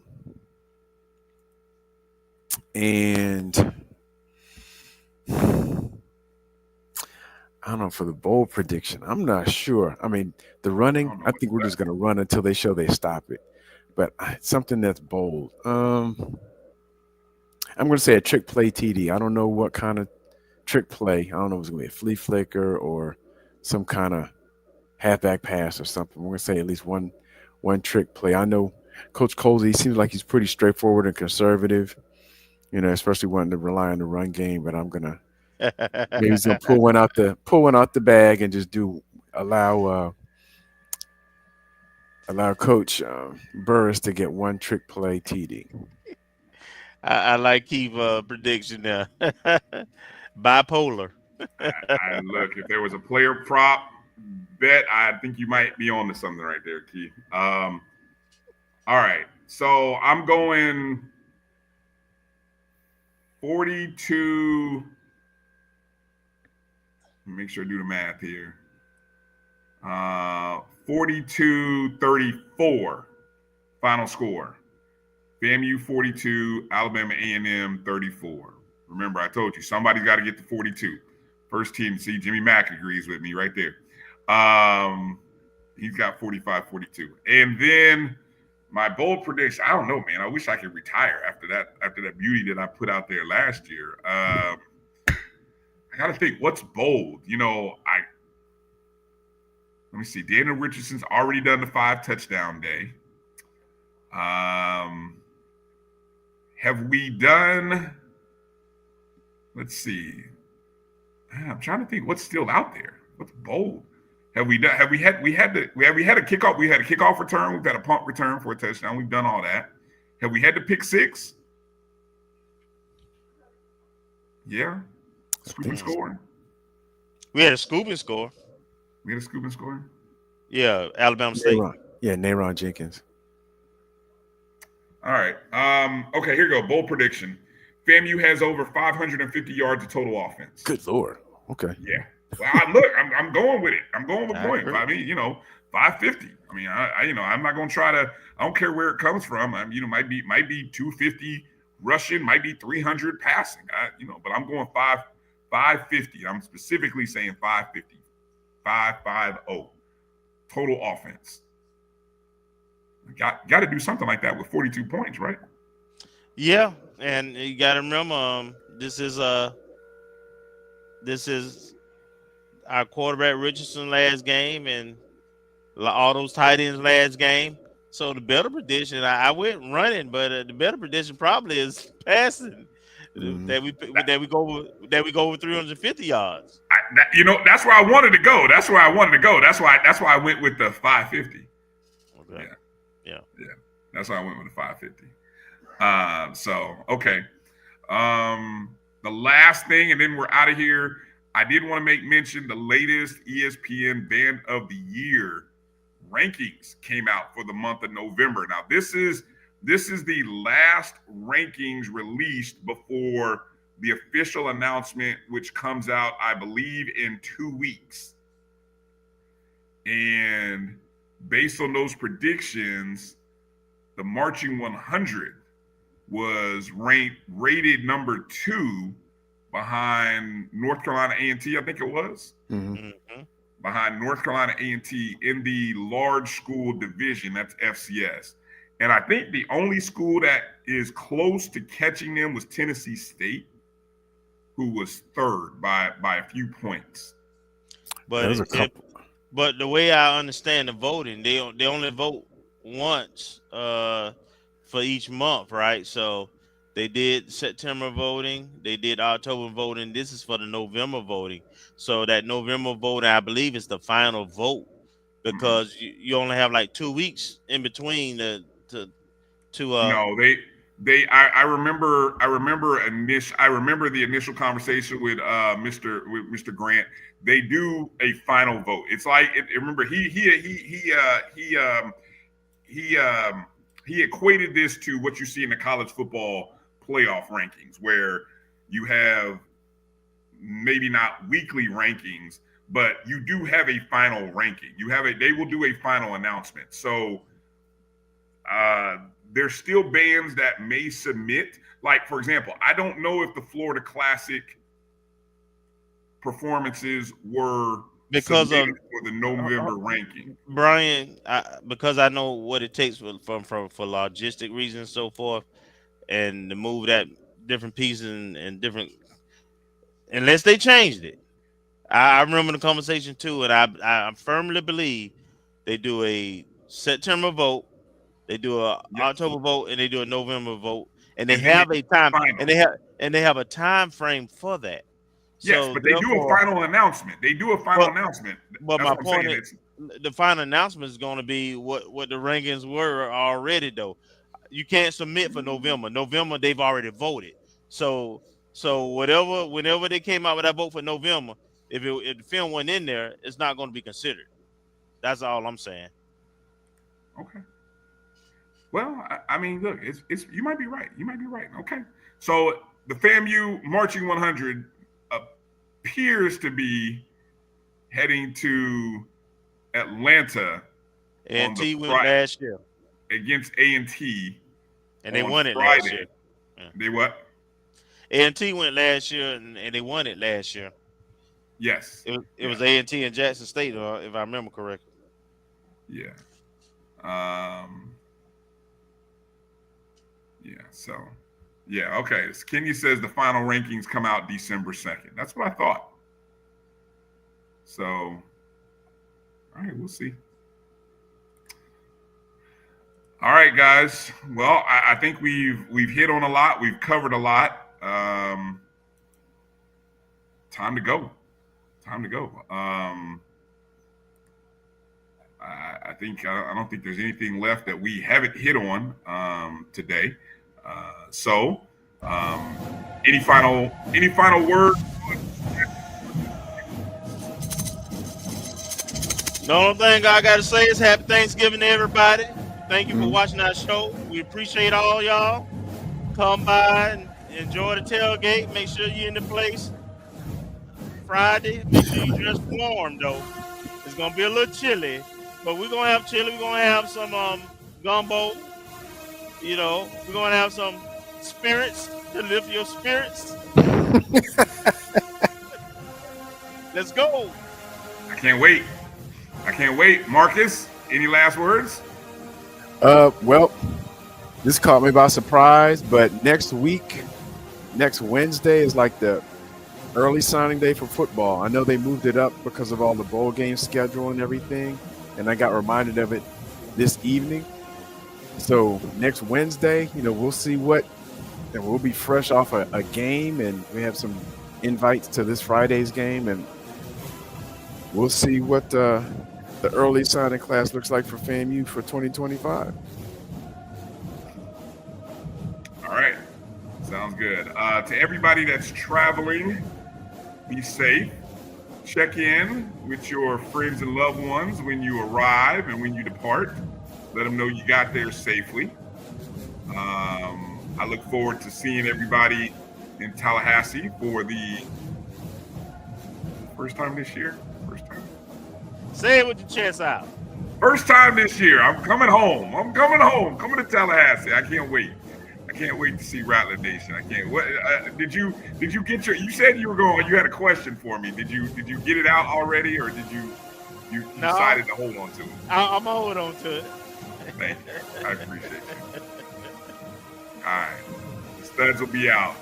Just letting everybody know. Be ready. Anyway. All right, Rattlers. Be well. Make sure you're following us on social media, the Black College Sports Network, as well as the O&G StrikeZone. Hey, go check out the BCSN Pod Zone, any and everywhere that you download podcasts, Spotify, Amazon Music, iHeartRadio, Apple, and Google Podcasts. We appreciate you downloading and watching the show however and wherever you can. Thank you again to Isis Williams, Brooklyn Watts, champions. Congratulations to our Lady Rattlers volleyball program, Coach Goat Khan and the Lady Rattlers.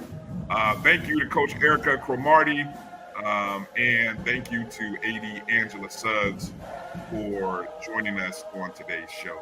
All right, for Kelvin, for Marcus, I'm Bryan. Thank you for watching tonight's show. Good night, God bless, be safe, and happy Thanksgiving, Rattlers.